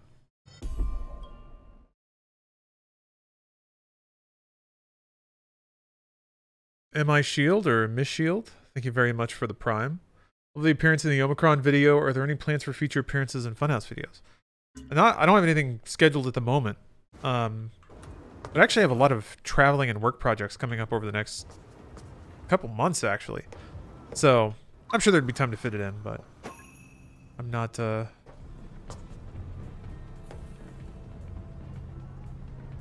pretty booked up for stuff. I'm excited. Oh yeah, I'm going this way. Am I though? What else is there?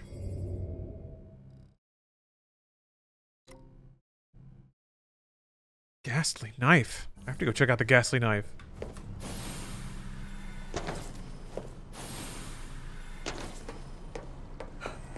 Yeah, I'm gonna be going to Games Done Quick. I booked my flight, I booked my hotel.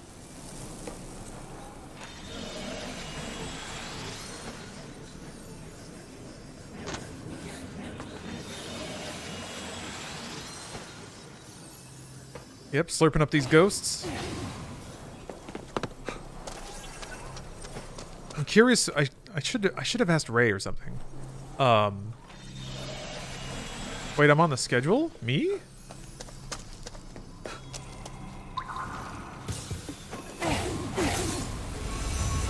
How so? Because I did register, but I didn't know if I should like talk about it.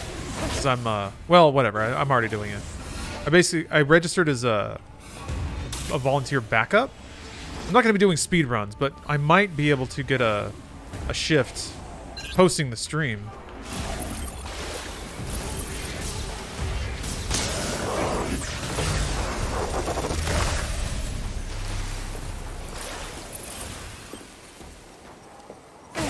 But it kind of depends if there's going to be availability since I'm on like the standby list basically. You know, for what game? Well, no, I'm standby, so it's just whenever somebody else is sick or can't make it, or has another obligation or something. So may not happen at all. I don't know. That's kind of why I didn't know like what the etiquette was for talking about it. But yeah, I've registered, so we'll see.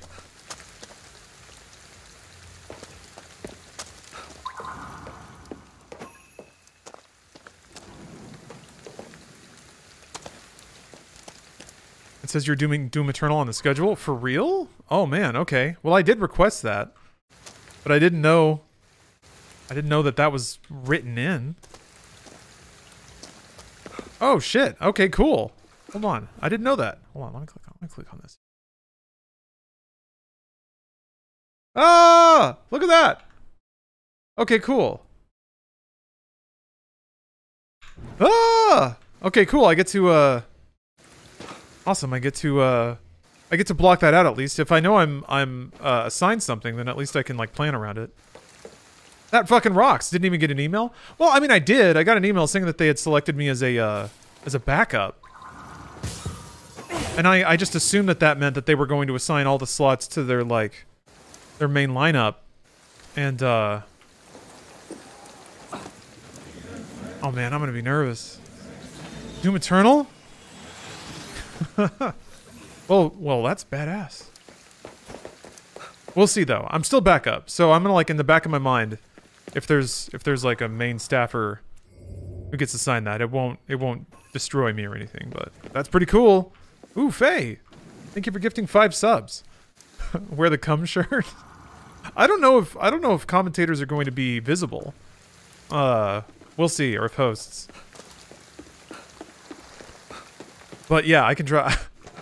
I'll get up in the middle of my hosting shift and I'll run out in front of the crowd cam and shove my shirt directly in front of the lens. You're commentating, not running. I'm not doing either. I'm hosting. I'm not like enough in the Eternal community to be a commentator. Like I wouldn't know how to walk people through the actual speedruns they do. No, I'm the guy who like, whenever there's a break, I come in with like some donations to run or to read. That's me. Well, that's really exciting. Ooh. Boys booked and blessed and highly favored. Thank you, Faye. Thank you very much. That's right. I was trying to go to the... I got distracted. But yeah, I can bring the novel. I'll try to sneak key phrases from it into my hosting segment. Phone. That's where we're going. Oh, I will talk to the kitty.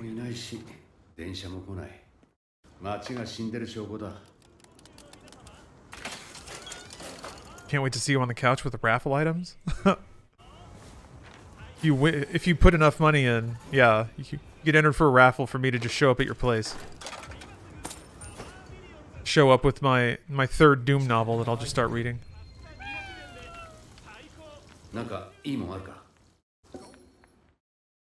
EDC's in Minnesota. Yeah, Minneapolis. Specifically. So I'm gonna get to go to the Mall of America too. Don't get too jealous. Not only do I get to go to Games Done Quick, but I get to ride that roller coaster. What made you consider signing up? I mean, I've always wanted to do it. I just never took the initiative, I guess. I want to find... I never wrote in, tried to ask around about how to do it. なんだろこれ Dotaku. Ooh, thanks for gifting another sub. Thank you very much, Faye. Ah, fell.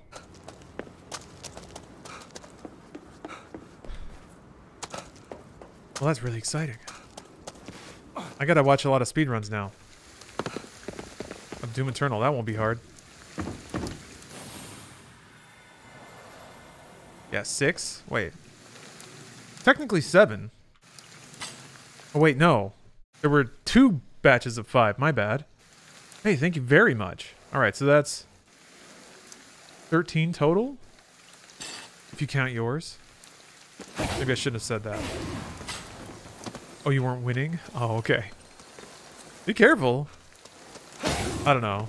Again, yeah, people know how to spend money.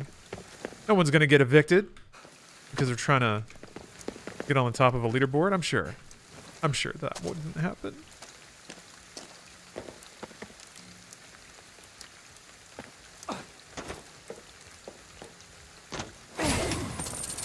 Don't worry. All right, I'm not worrying. This is me not worrying. I got nothing to worry about now. I gotta go find another one of those thingies, though. Where is it?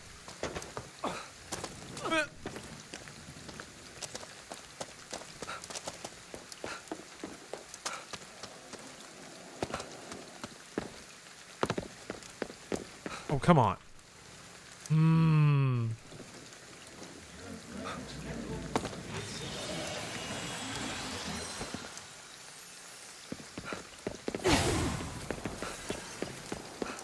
There's got to be a way to get under there. I want to find the thing.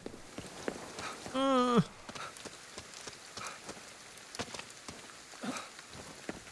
going to find that thing.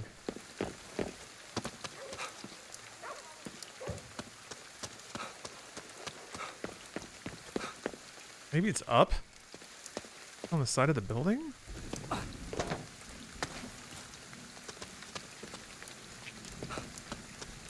Also don't quite know what this even is. Oh, that's right. It's an item you can pick up. Ghastly knife sounds so cool. This game's being very cruel to me by not letting me have it.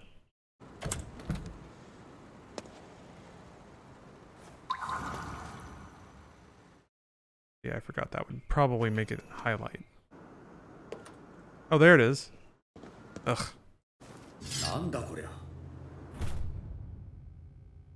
Favorite instrument of Hanako-san, a ghost said to haunt the restrooms of Japanese schools? Yeah? Ooh. Variations on her tale continue to lurk in the minds of Japanese school children, making it far and away one of the most famous scary stories in the country. The most common telling says that Hanako-san can be summoned by knocking on the door of an empty stall 3 times and calling her name. Once called, she said to ask the question, "What do you want to play?" Be sure to never answer with, "I want to play house," as that will be met with a rather sharp response. That rocks. And given that you have to ask a question and get an answer, absolutely another kid in the stall over, like, doing a ghost voice to you. Oh, that's so good. I love it. Oh yeah, I forgot. There's more lore about Onigawara, my bad. Although Onigawara depicting Oni are the most represented variety, they come in many types. These can include gods of fortune, creatures like dragons and carp, and even tiles with the kanji for water written on them. Onigawa are placed on roofs to dispel evil spirits and calamity, as well as more practically to prevent rainwater from leaking during storms. Ah. Yes, there's more frilled lizard lore! Oh, God bless. Is this what Japan was like when you visited? Pretty much, yeah. Yes. It's weird how, like, every single thing that's even eye-rollingly Japan, in terms of media, it's all correct. All of it. Every last bit. It is, I mean, we did actually, Steph and I went to this mall, it's like entertainment center in Odaiba, and in it, was like a haunted house kind of thing. You put like a 500 yen in this little slot, and then you could walk through a turnstile and go through this like automated haunted house. And it had like little animatronics and things screaming at you. There was a part where you had to chant something out loud. You know, it was in Japanese, but horror is without language. Although the little placard telling me what to do was definitely in Japanese, and I couldn't read it. So didn't quite get that part, but it was really adorable, and you know, had some spooky parts. But yes, so that was real. But I don't know. It's just weird how like every stereotype was represented. There was a random J-pop concert. Saw a giant Gundam. Ate a lot of sushi. It was the best. It was perfect. I hate to say it, but it was. I got to see Godzilla scream. There's a Godzilla hotel that has a Godzilla head poking out of it, and I think every 30 minutes it yells, and then like steam comes out of its mouth. Best. That's the life. It really was. I can't tell you how centered and in my element I felt in the Godzilla Museum Cafe, like sipping tea and listening to Godzilla yell. All right. The frilled lizard is a species of lizard endemic to Australia and Papua New Guinea. Their Japanese and English namesakes both come from the mane of folded skin around their head that they can open out when sensing danger in order to intimidate any perceived threat. They are capable of running on 2 legs, which can make for an amusing sight with their frill unfurled and their legs swinging wildly at full speed. Japan was first introduced to them by a 1984 television program, and after a car commercial made use of their likeness, there was a frilled lizard frenzy as an avalanche of merchandise was produced, including toy figures, puzzles, and more. All right, well, we gotta do some more research.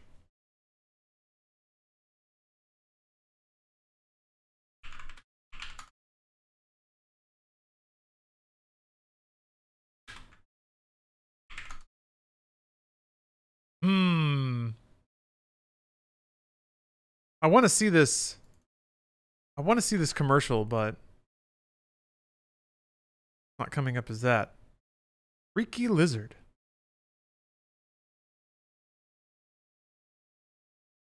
Well, that's a good lizard right there. Ugh. Oh, my voice cracked.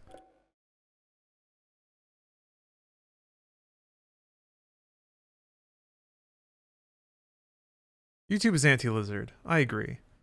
I don't know what's going on. At least I got to see the lizard run.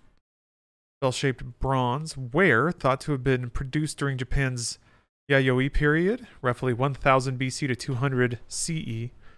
Although the taku part of the name refers to a type of Chinese music bell, whether dotaku were used as musical instruments has yet to be proven.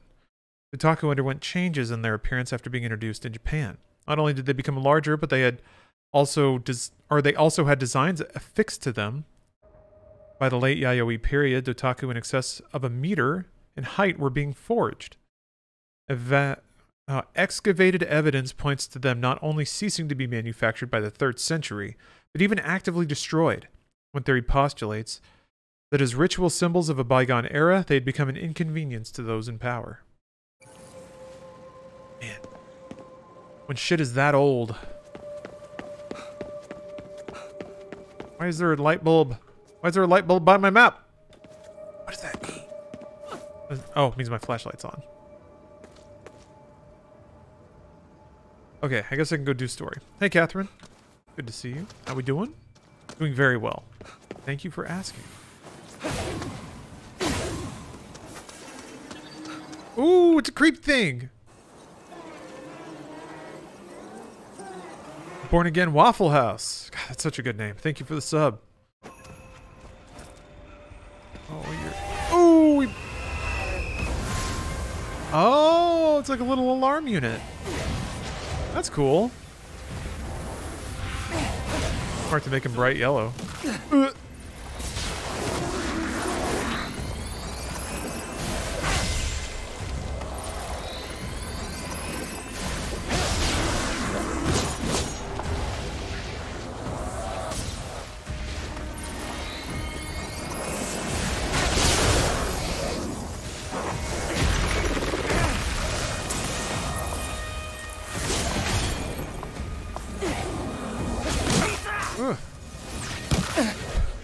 throw the... What? What?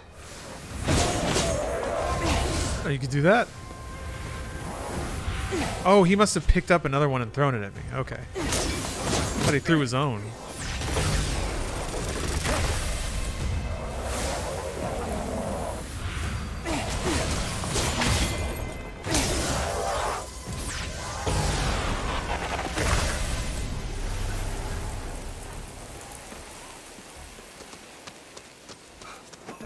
It does feel cool.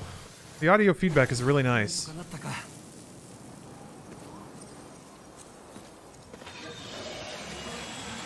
手に負えない数だな。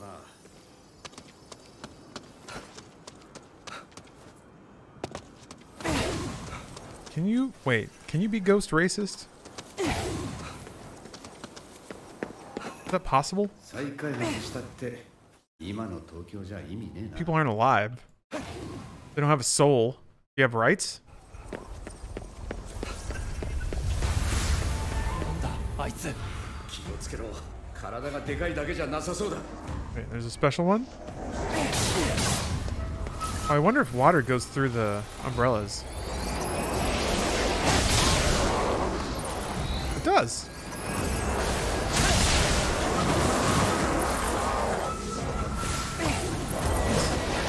Ghost fire. Oh, it's a healer.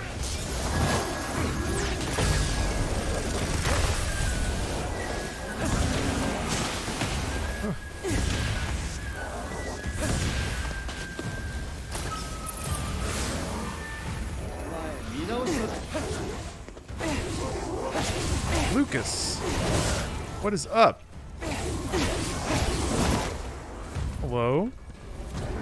Thank you for the resub, by the way. Here's the frilled lizard commercial. Hell yeah! Hold on, let's get that. Let's get that shit going.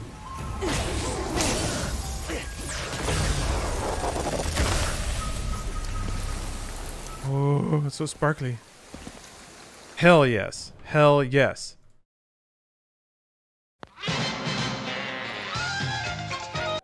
Come on, you...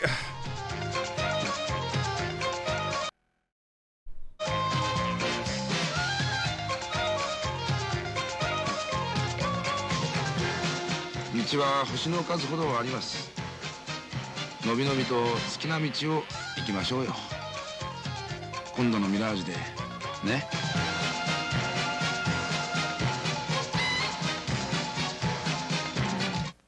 Huh. I have to admit that is an interesting ad. It's cute and I can see the appeal. But like in the United States, you probably wouldn't ever want to pitch a car as being that like goofy and gangly. Car's got to be strong and reliable. And here's this little like doodle little lizard man waddling down the beach. Oh yeah, Gilder, I have seen the gummy long man ads. Those are great. Absolutely beautiful. I haven't added those to MediaTek yet. I should. People have been requesting them for a while.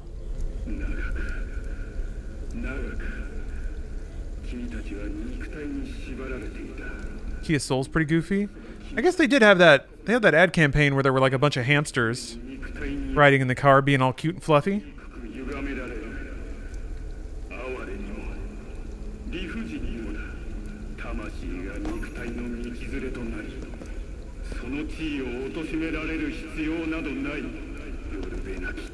Oh. Yeah, I guess when it comes to an image of like a plucky, quirky city car, pretty in there. I mean, it worked obviously. So what? I'm not qualified to say that that's dumb. I just find the way that like, I guess I'm more trying to read into the differences in cultural advertising.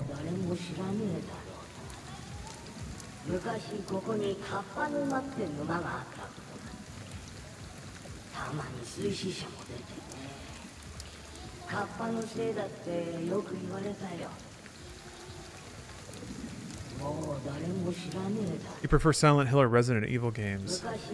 I mean, The Silent Hill games I like a lot better than any Resident Evil game, but there are more Resident Evil games I like. I think probably stylistically I prefer the approach of Silent Hill, where the game is an abstraction of a more real-world concept, and through that abstraction can find clever ways of exploring or providing commentary on some very complicated and intense human conditions. To me, that's what Silent Hill does really well, or has done really well. And there's still opportunity for that in games. But yeah, Brandon is correct. Silent Hill doesn't have Chris Redfield, and he is so big. He's so large. Oh, he's large. Horrible experience. Wasn't that place just the worst? I ordered spicy cucumbers, and when they finally came, it was just an empty dish. Like someone had just eaten the whole thing before it got to the table. The wine there was awful. It tasted kind of like blood. Stank like a fish, too. Ugh. That does sound like a terrible dining experience.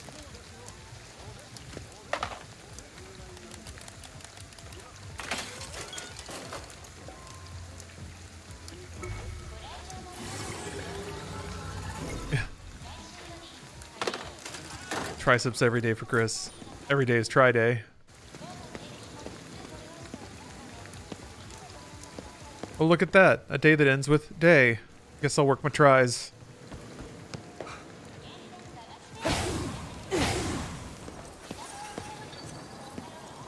I like the implication that, like a lot of bros, Chris tried to work off his trauma and depression just by going to the gym, and it didn't work. All he got was swole and depressed, as opposed to just depressed. The Netflix Resident Evil show will be using the canon of the game. Oh, hell yeah. It'll also explain how Wesker survived the volcano. Hell yeah. That means that huge biceps Chris Redfield punching boulders is actually canon to that show. Hell yeah. Hopefully it'll be part of some broad flashback sequence. Maybe in sepia tone, maybe in black and white.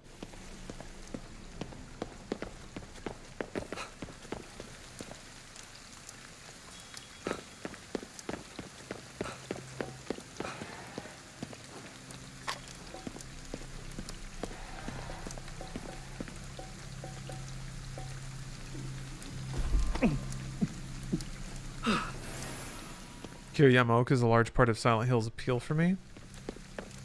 His soundtracks definitely bring a lot to the table.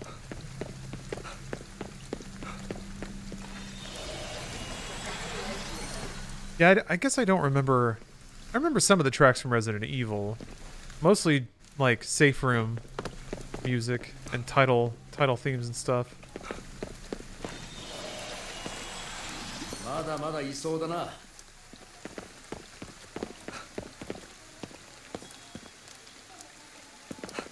Tree down there, though. No. Go to the story.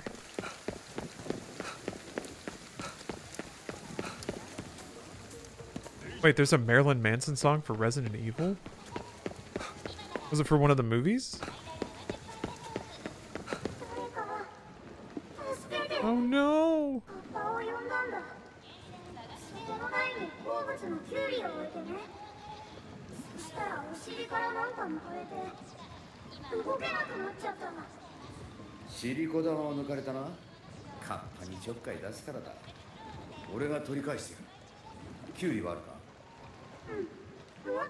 Any more cukes? Oh yeah. You have to capture Kappa. Another thing in this game. Place the cuke.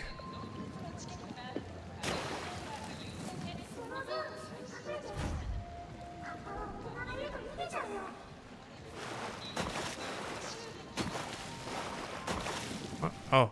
Oh, okay.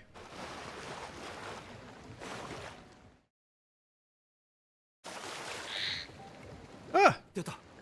どうすればいい？キュウリを食い始めるので隠れてます。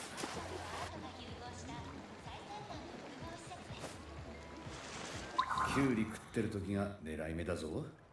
焦んなよ。霊視してあいつの動きを探るんだ。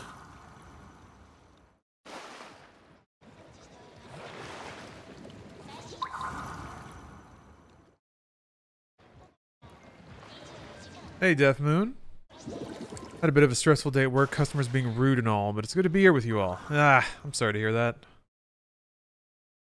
Some people just really love taking the wind out of you.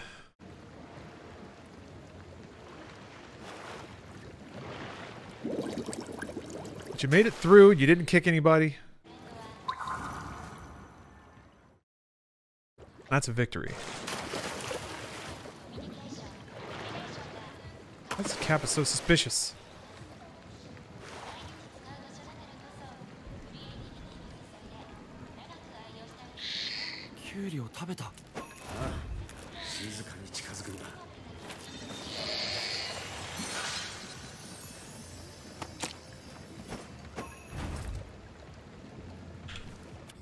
Let's learn about Kappa.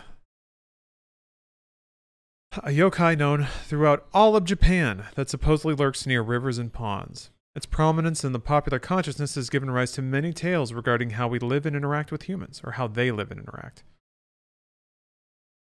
Perhaps most infamously, they're known to drag humans into rivers where they extract their shirikodama, a mythological organ thought to be the source of a person's vitality. Once removed, the shirikodama could end up eaten or given as an offering to a superior kappa. Either way, people who lose their shirikodama become cowards, as though they've lost their very soul. Not all kappa legends are quite so grim or steeped in bodily horrors, though. On a lighter note, some kappa are known to enjoy sumo wrestling. In fact, tales of their grappling escapades have proliferated throughout Japan. Alas, that sportiness can sometimes lead to their downfall. On top of their head, kappa have a bowl, commonly referred to as a dish. This dish contains water, but losing it will weaken the kappa. A foible that can be exploited by opposing wrestlers with a taste for victory. Kappa are also famously voracious consumers of cucumbers, a habit thought to stem from the ancient Japanese practice of offering cucumbers to water gods. This in turn indicates that kappa may once have been viewed as water gods themselves.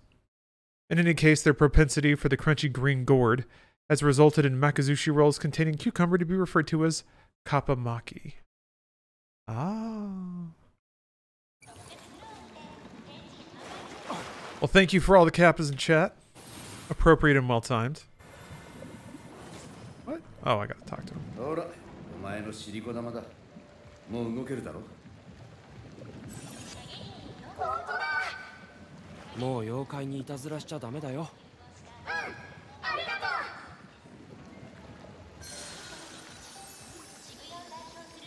とう。優しいじゃん。あ？気のせいだよ。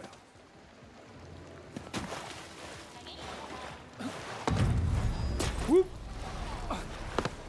Got a camera filter? Game has a photo mode? Darn it. Darn it.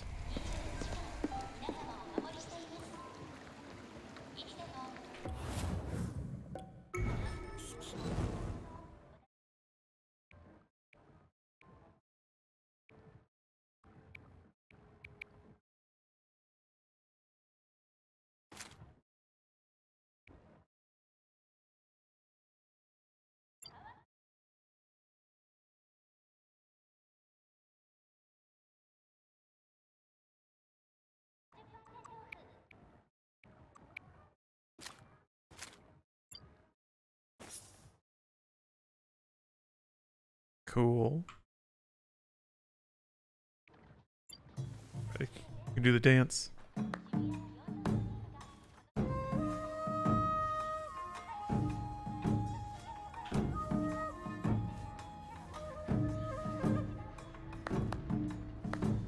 Your guy needs cooler duds. I do.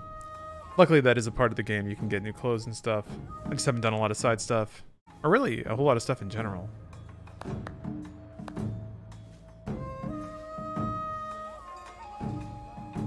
I do really like the sound of one person clapping meekly. The sound effect is the best. Little pop. Alright. Alright, back to the story. I said I'd do that.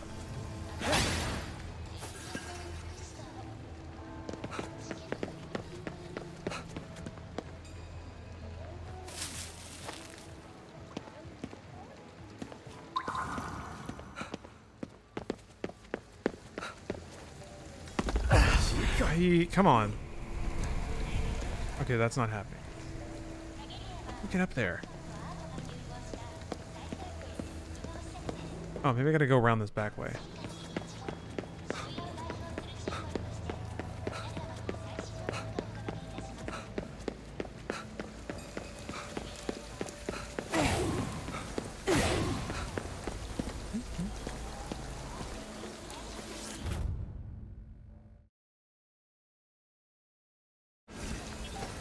Cucumbers disappeared? Oh.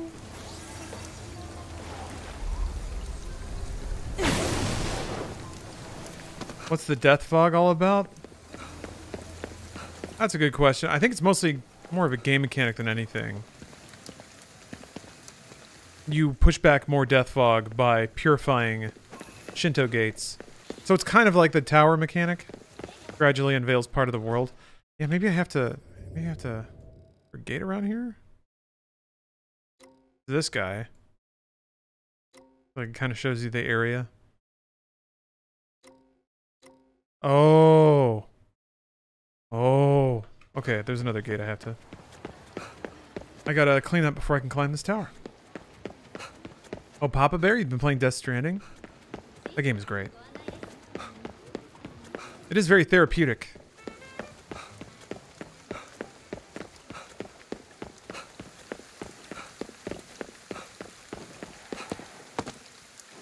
Oh wait, no, the shrine's on top. I saw that. What am I thinking?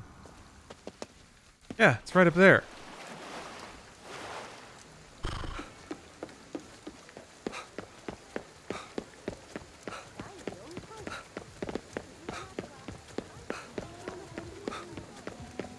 That's too fogged. Maybe I have to climb up on a neighboring building? Slide over? Oh. Oh, the door opens. Oh. Alright. Alright, we are on track.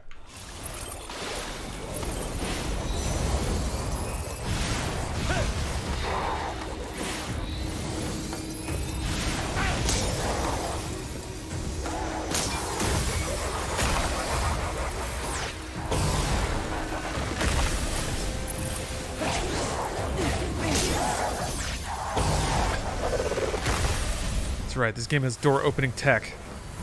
The next evolution in video gaming.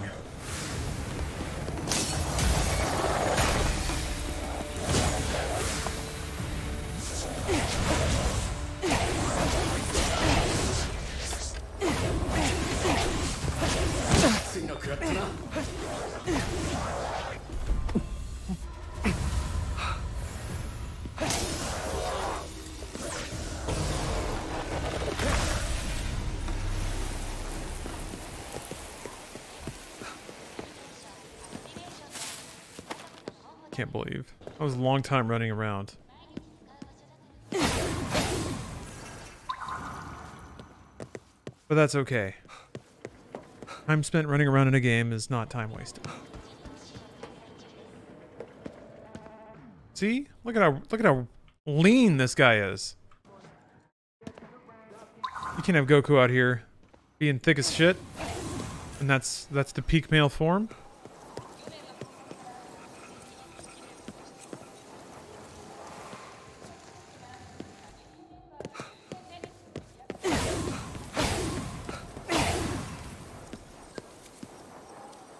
So wait though, does that mean Tien's back in the mix?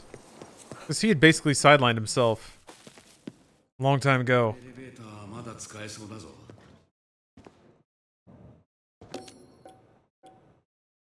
To the top. Let's go. Not even check this game out. Is it any good, or is the open world aspect just kind of generic and didn't need to be a thing? Also, is KK Slider the voice in your head? All valid questions. I can't help but think about KK Slider either. Oh, that's a big fella. No, I think the open world is well justified. There's plenty of stuff to find. There's a variety of, like, things that are sort of more hidden in the environment and more obvious gameplay tasks and activities. I think the traversal... Oh. Traversal justifies the open world quite a bit, because traversal's pretty fun. so far. The gliding controls are a little odd because it's more like you're steering.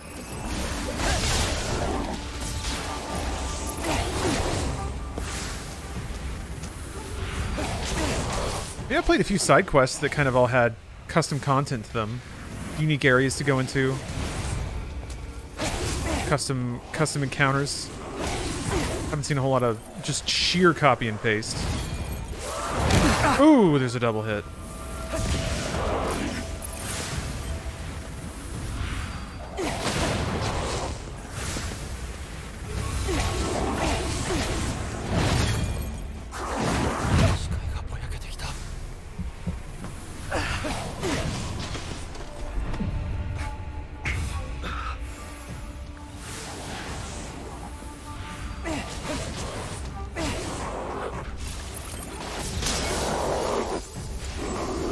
What's an open world that isn't justified by its own gameplay? I can think of a few. No More Heroes. I remember I played and I was like, this doesn't need to be open world. I would say Deadly Premonition, but I think the confusion and weird, empty meaninglessness of the open world in that game does wrap around to helping it again. I think it actually does make it better, but I don't think it's like objectively implemented that well. Honestly, Elden Ring? I don't know about that. I think there's a lot to be said for looking at where you want to go, looking at the landscape, and then figuring out how to get there. And then along that path, you find other things that sort of the landscape tilts your eye to and allows you to discover. That wouldn't be the same if you just picked it from a menu, I don't think. Man, second Elden Ring? Jeez.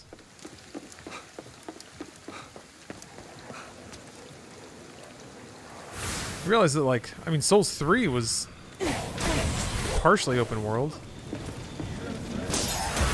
I guess Souls, Demon's Souls, was the only game that was pretty rigidly divided into levels. Even though they kind of all are. Oh yeah, LA Noire. Yeah. That was fun to drive around 40s LA, but that was it. It was that, and then it was like collecting all the cars.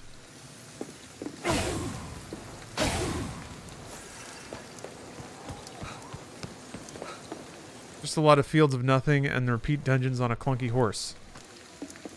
I don't quite agree with that, but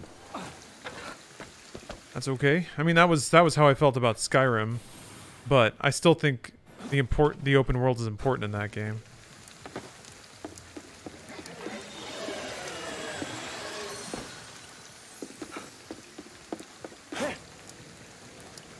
Oh.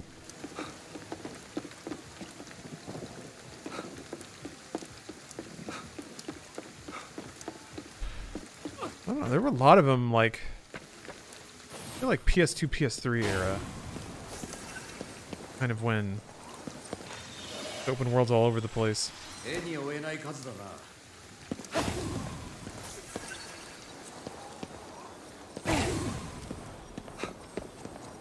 Guess who has a 3080 in a box waiting to be put in their PC? Ooh. Ooh. You will no longer be slave to the rays. Trace them all with perfect precision.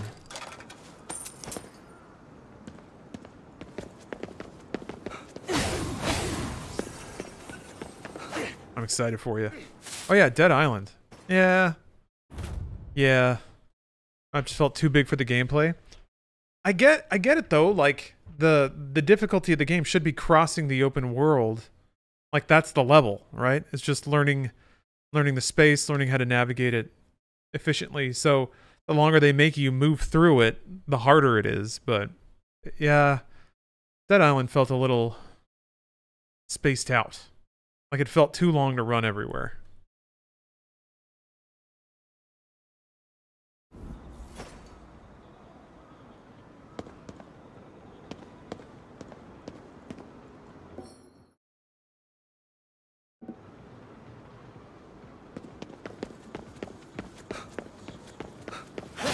Crazy Taxi? Crazy Taxi's awesome.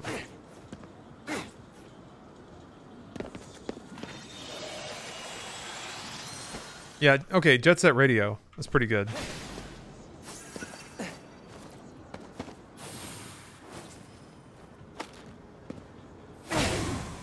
Yeah, it can sometimes be hard to know where to go.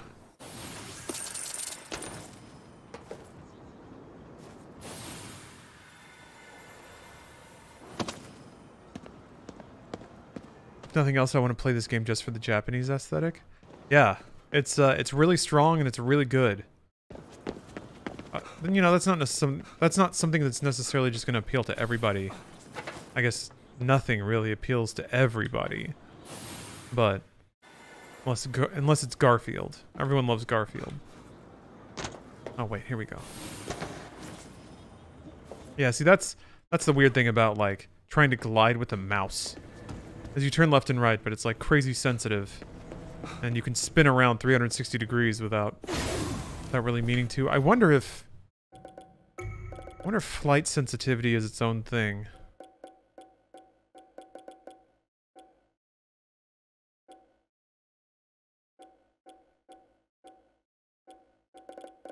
Not really, no. Okay.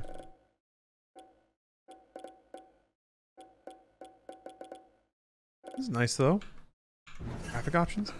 You'd be playing Trek to Yomi. Yeah, I want to check it out. I think I even got a code for it. So I should.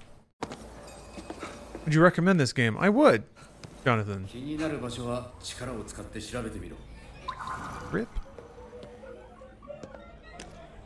I think a lot of people would really like this game. But everyone just kind of... I don't know, everyone just kind of moved on. Hopefully it'll have more life. Yeah, I'd recommend it. I don't know what it goes for these days.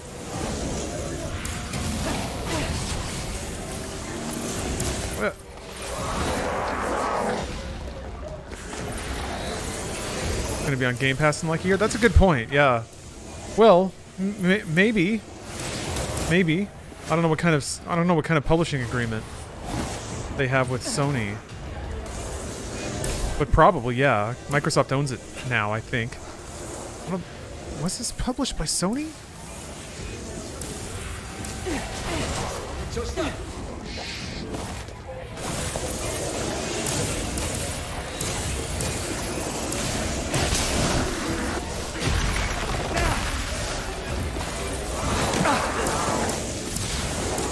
Bethesda? Oh, it was published by Bethesda? Okay. What timed exclusive? Okay. So Bethesda must have executed some deal with Sony before they got acquired.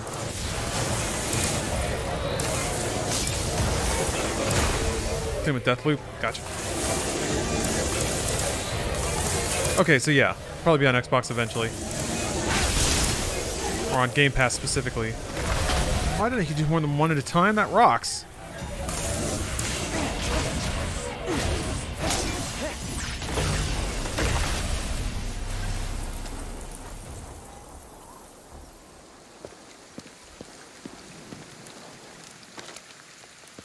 Ooh. Yeah, they always come to Game Pass eventually. Well, look who came crawling back to Game Pass.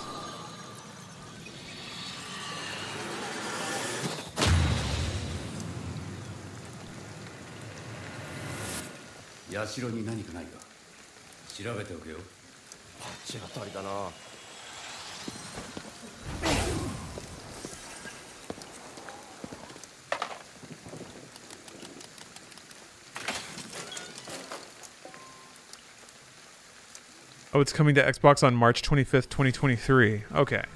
They've already announced that it's 1 year exclusivity.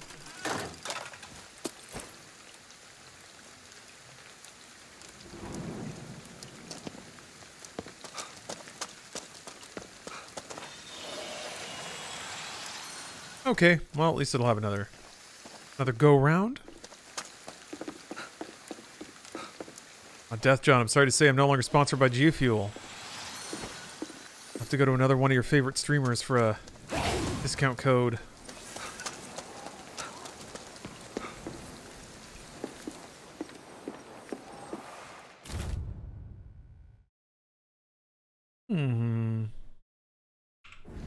Stun bomb? Alright. これも使えそうだ。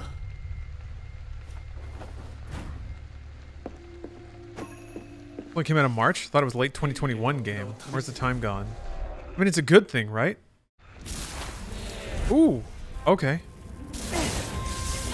Don't you want things to feel like they were further away?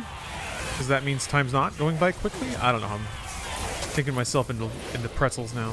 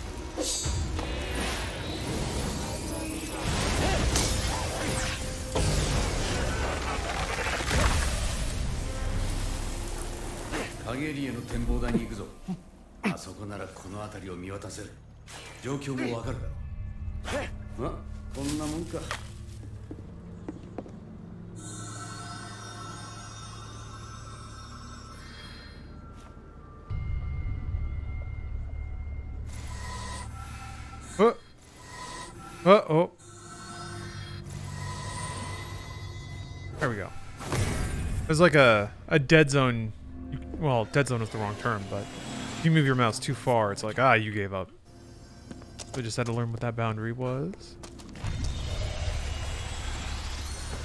I missed the Ripper. The Ripper's in my brain now. I had a day-and-a-half migraine because the Ripper ripped me. But that's what happened. I expect it, you know? I know that gaming is a full contact activity. I know that when I'm tussling with the likes of cybernetic, cyberpunk serial killers, there might be a casualty or two. I might have to take a little knock in the line of service.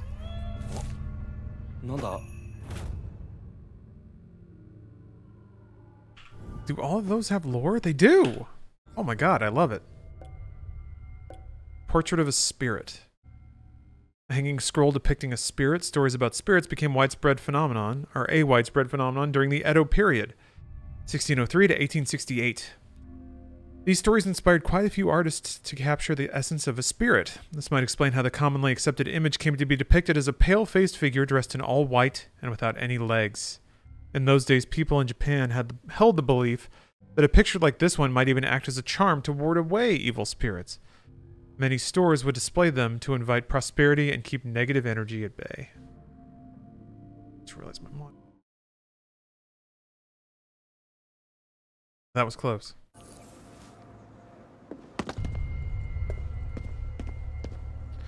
Okay, now I can climb the rest of the tower. Now there's lots of lore. It's Japanese lore, though. They invented lore.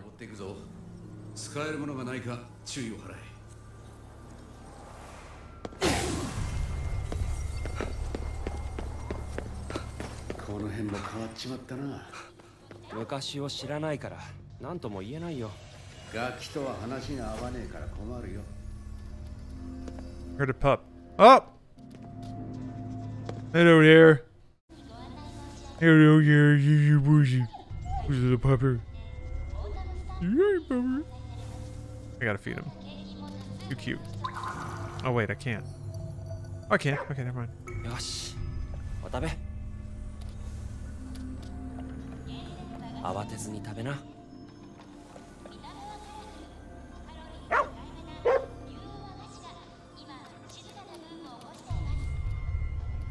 Oh, that was fast. You holding out on me, pup? Hey, Shoryu King. It's good to see you. Started Far Cry Blood Dragon on hard. I forgot how horrible the controls are in this game. Yeah, Far Cry 3 was is old enough now to feel a little chunky, I think.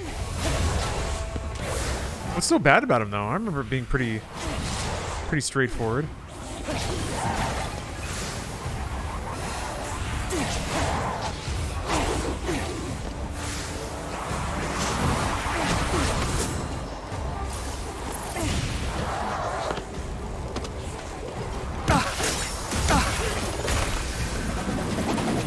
Whew.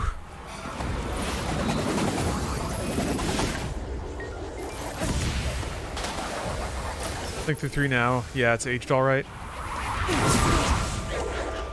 It's interesting how far that sort of genre has become. First-person, open-world action RPG. I know there were a lot of games like that before. I mean, Deus Ex, but Far Cry 3 seems like it's where it finally hit this perfect intersection of having just enough mechanics, but not too many. Having like a skill tree people liked. I guess, you know, Skyrim with guns.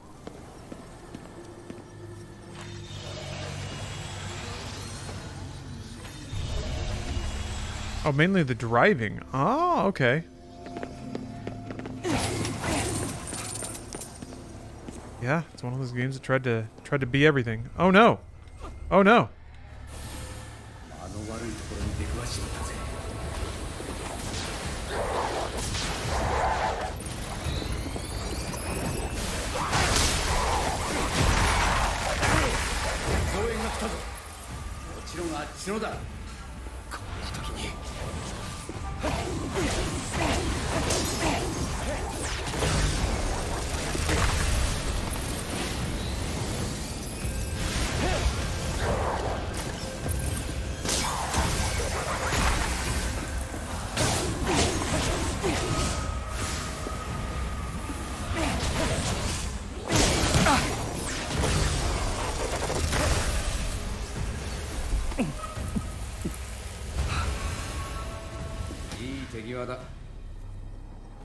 I'm never bored or drunk enough, it would make for an interesting stream. What, Blood Dragon? I remember Blood Dragon being a fun evening, pretty much.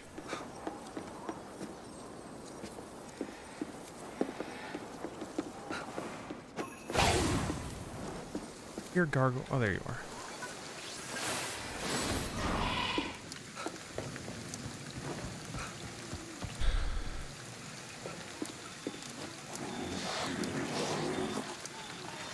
Oops. Aw. Yeah, Blood Dragon was fun. That was when Ubisoft liked having fun.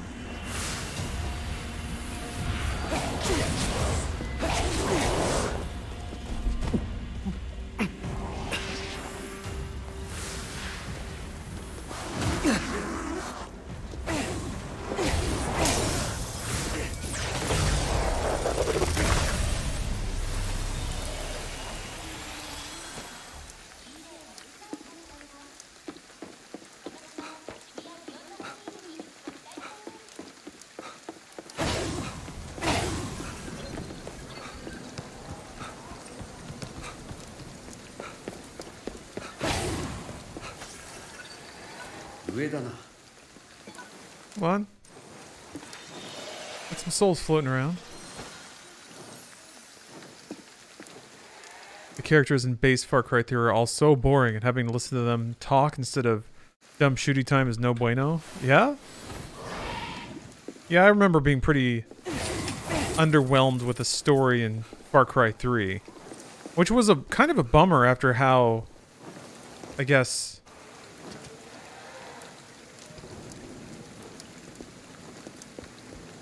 narratively daring, if you want to use that phrase, Far Cry 2 was. 3 doesn't really hold up. I didn't like it when it came out. I played it a little bit, I got some upgrades, and then it got to the point where, like, I could hit one button, my guy would jump on somebody, automatically look at somebody else, I could hit one more button, and then he would, like, he would sprint and stab, like, 3 guys. And I was like, well, I just killed 4 people, like, hitting 2 buttons. And I was like, this is... What is this? This isn't stealth. What is this? And that was, I was only like halfway leveled up, and I was like, okay, well, this isn't a game anymore. It's certainly not Far Cry, or at least what I associated with Far Cry, which is like guerrilla warfare. I guess it tries to present that, but it doesn't play like that. 2 isn't that heavy on narrative. I guess not really narrative. I just mean more like the framework of. It had like its moment, right? And I always liked. I consider like guns jamming and having malaria to be part of the narrative daring of that game.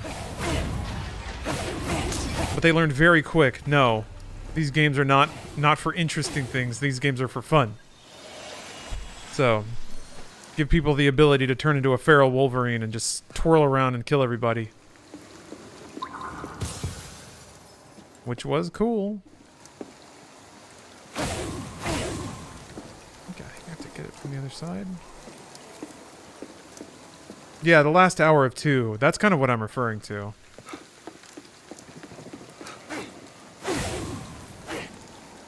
Yeah, when they kind of make you turn on all of the NPCs that you've spent the game sort of developing relationships with. I was like, oh, okay, we're warlords. That kind of makes sense. Trying to do something here. I also remember 3. When 3 came out, that's also when there started to be some discussion of wokeness in games. Like, it just started kicking up around then, because I remember educated video game circles talking about the white savior aspects of Far Cry 3. But that was kind of like a small discussion for the hipsters. Hopefully that Wolverine game is good. I don't know how it can't be. It's Insomniac, you know? I don't know when. I guess if you went into their like mobile and VR games, you might find one or two like didn't quite stick the landing releases, but when they make big AAA stuff, oh, right, you can equip beads. When they make AAA mass market stuff, they know how to stick that. The Ratchet and Clank and Spider-Man games are just like so perfectly executed for what they are. The Wolverine Origin games on PS3 wasn't horrible. It really wasn't. It was made by Raven. They made Warzone. A really good development outfit. Raven is. And yeah, X-Men Origins Wolverine is an amazing beat 'em up. I was playing through it on PC a while ago. I actually got it working, and it was really fun. Let's see. Oh. Neat. That's right. And you can see them. You can see your beads in the game, too. Which is pretty cool. I don't even want to wait. I know I'm going to want to wear more beads as soon as I get them. I know. So.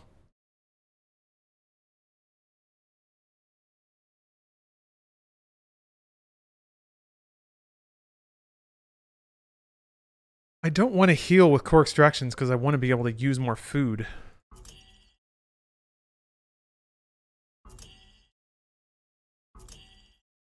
Enjoying Ghostwire? Yeah, very much actually. This is like basically my second major session in the game, but I'm having a great time. I'm really enjoying the side activities. Ooh. I really like the just the aesthetic of the game. I love all the lore. The combat has a lot of style. I typically prefer things that are a little more intense, a little more video gamey, require more actions, more precision, but it's fun. It sounds cool. I like waving my hands and throwing lasers.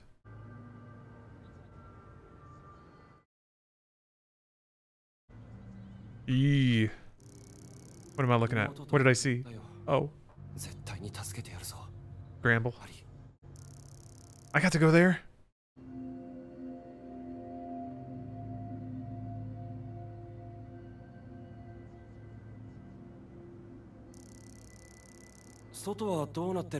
It's the place from all the JRPGs, yeah. Shibuya Scramble is the Tatooine of Tokyo. Oh, you've heard mixed things. Really? Yeah.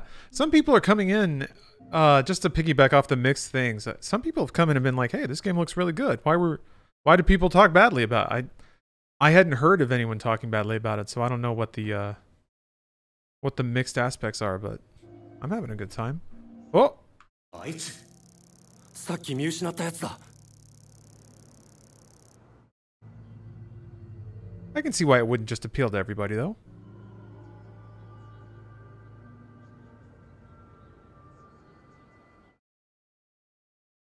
I think it's just lukewarm to positive. Yeah. And I guess when there's no really overwhelming and powerful emotional reaction to something, it tends to just fade into the wallpaper. Because 20 video games come out a day. There's 5 new Marvel series to watch. You know, the deluge of stuff. I was thinking about this the other day.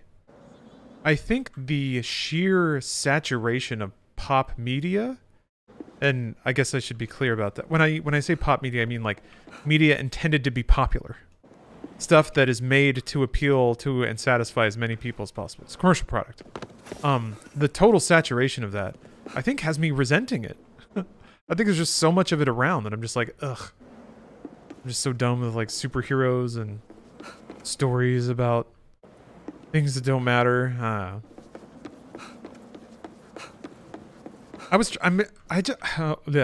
Oh my, holy crap. Brain just reset.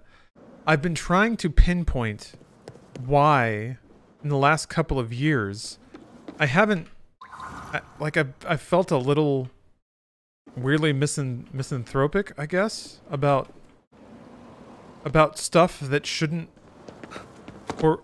warrant negativity. You know, it's just a superhero thing. Who cares? At the very most, anything I should feel should just be ambivalence. Like, whatever. Not for me. But instead, it's sort of turning into this weird, like, how are people still into this? Why do people still care about this? I guess it's imagining an audience that's still enraptured by it and resenting them is what I'm doing.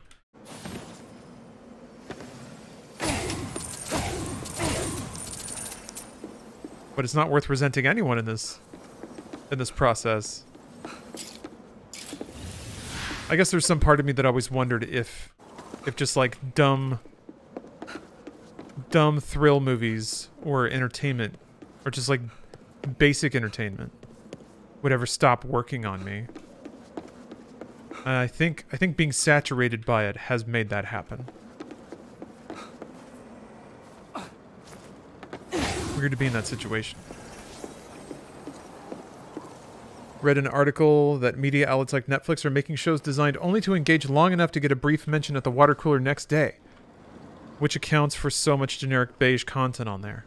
Yeah, I mean, sure, that's a goal, and I think you can probably account for that when you're making a show, but I don't know if you can, like, develop an entire show around that. I think probably, if you're resource constrained, then yeah, you probably focus on creating a pop moment versus a show that has, like, even investment throughout the whole thing. Ugh!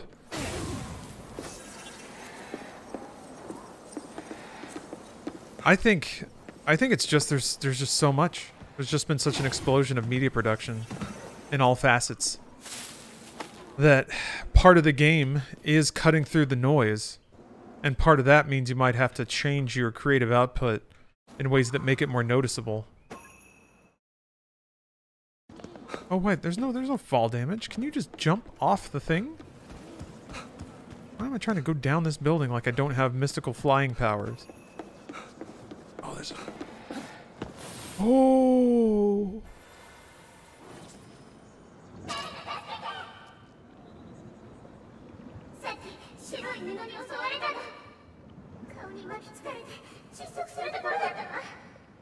もう息はしてないだろう。白い布かなんだろう。霊に干渉できるってことはただの布じゃないな。お願いだから何とかしてよ。 Making all the NPCs spirits probably saves a lot in performance capture too. けど調べてみる必要はありそうだな。 Alright, there's a murderous cloth. Itan Momen? Itan Momen.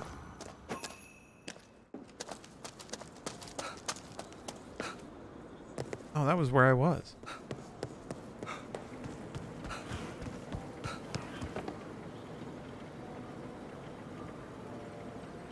I don't like the way that looks. Oh, see you, Cosmic Cats. Have a good night. Thanks for watching. Can I get up there? Do the old stand on the corner of the fence routine. Maybe I can just jump up here. Can. Such a shame that recognizability trumps individuality. It's a shame, but that's one of those things I just chalk up to, like, that's life. That's humans. That's human nature. There's a lot of things about media, having worked in media, believe me. There's a lot of things about human nature that are less than desirable, but there's certain games you just got to play. Otherwise, nobody's going to pay attention, and that's just how it is. And you can't really fault anyone for it either. That's the thing that gets me, is like, I get it. I get what is in front of people every day and what's kind of like trying to elbow each other out of the way to get your eyeballs, to get your acclaim, get your subscription money. Ooh, God. I really wish it was just like free look.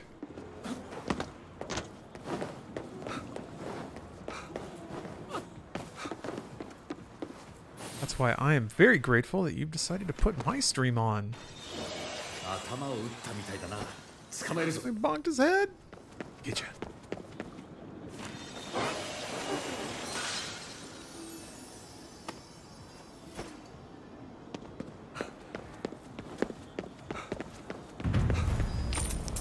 Yeah, I wonder if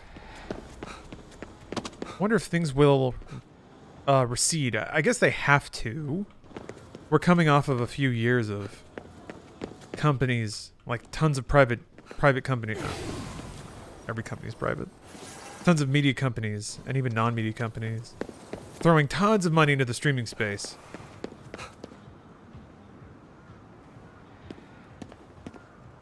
So with any luck, it seems like everybody's sort of lost the appetite to burn that money at the same time. So maybe it'll even out. Notice, oh, that's cool. See the reflection of the dude in the puddles?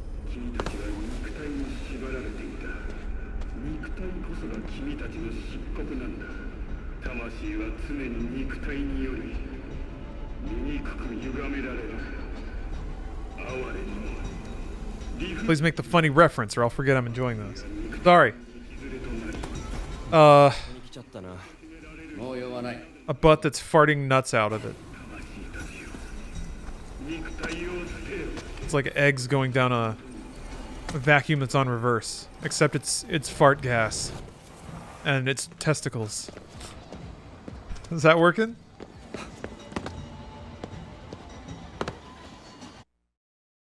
Ooh. A little cutscene time? Actually, I have to hang up the stream here in a second. But I will be back online later today. I'm stepping away for a meal with some friends. Hold on, I gotta dump my spirits at the phone booth first. Yeah, I'll be back later.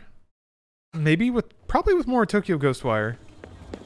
And another game that I have a sponsorship for called Super Mega Zero. Like an indie challenge platformer game. So there's gonna be a lot of jumping. Hopefully some bleepy bloop pixel tune musics, chip tune, I don't know. MediaTek while you're gone? I thought about it, but I'm gonna be gone for like 3 hours. So yeah, I thought about it, but I think that's just a little too long.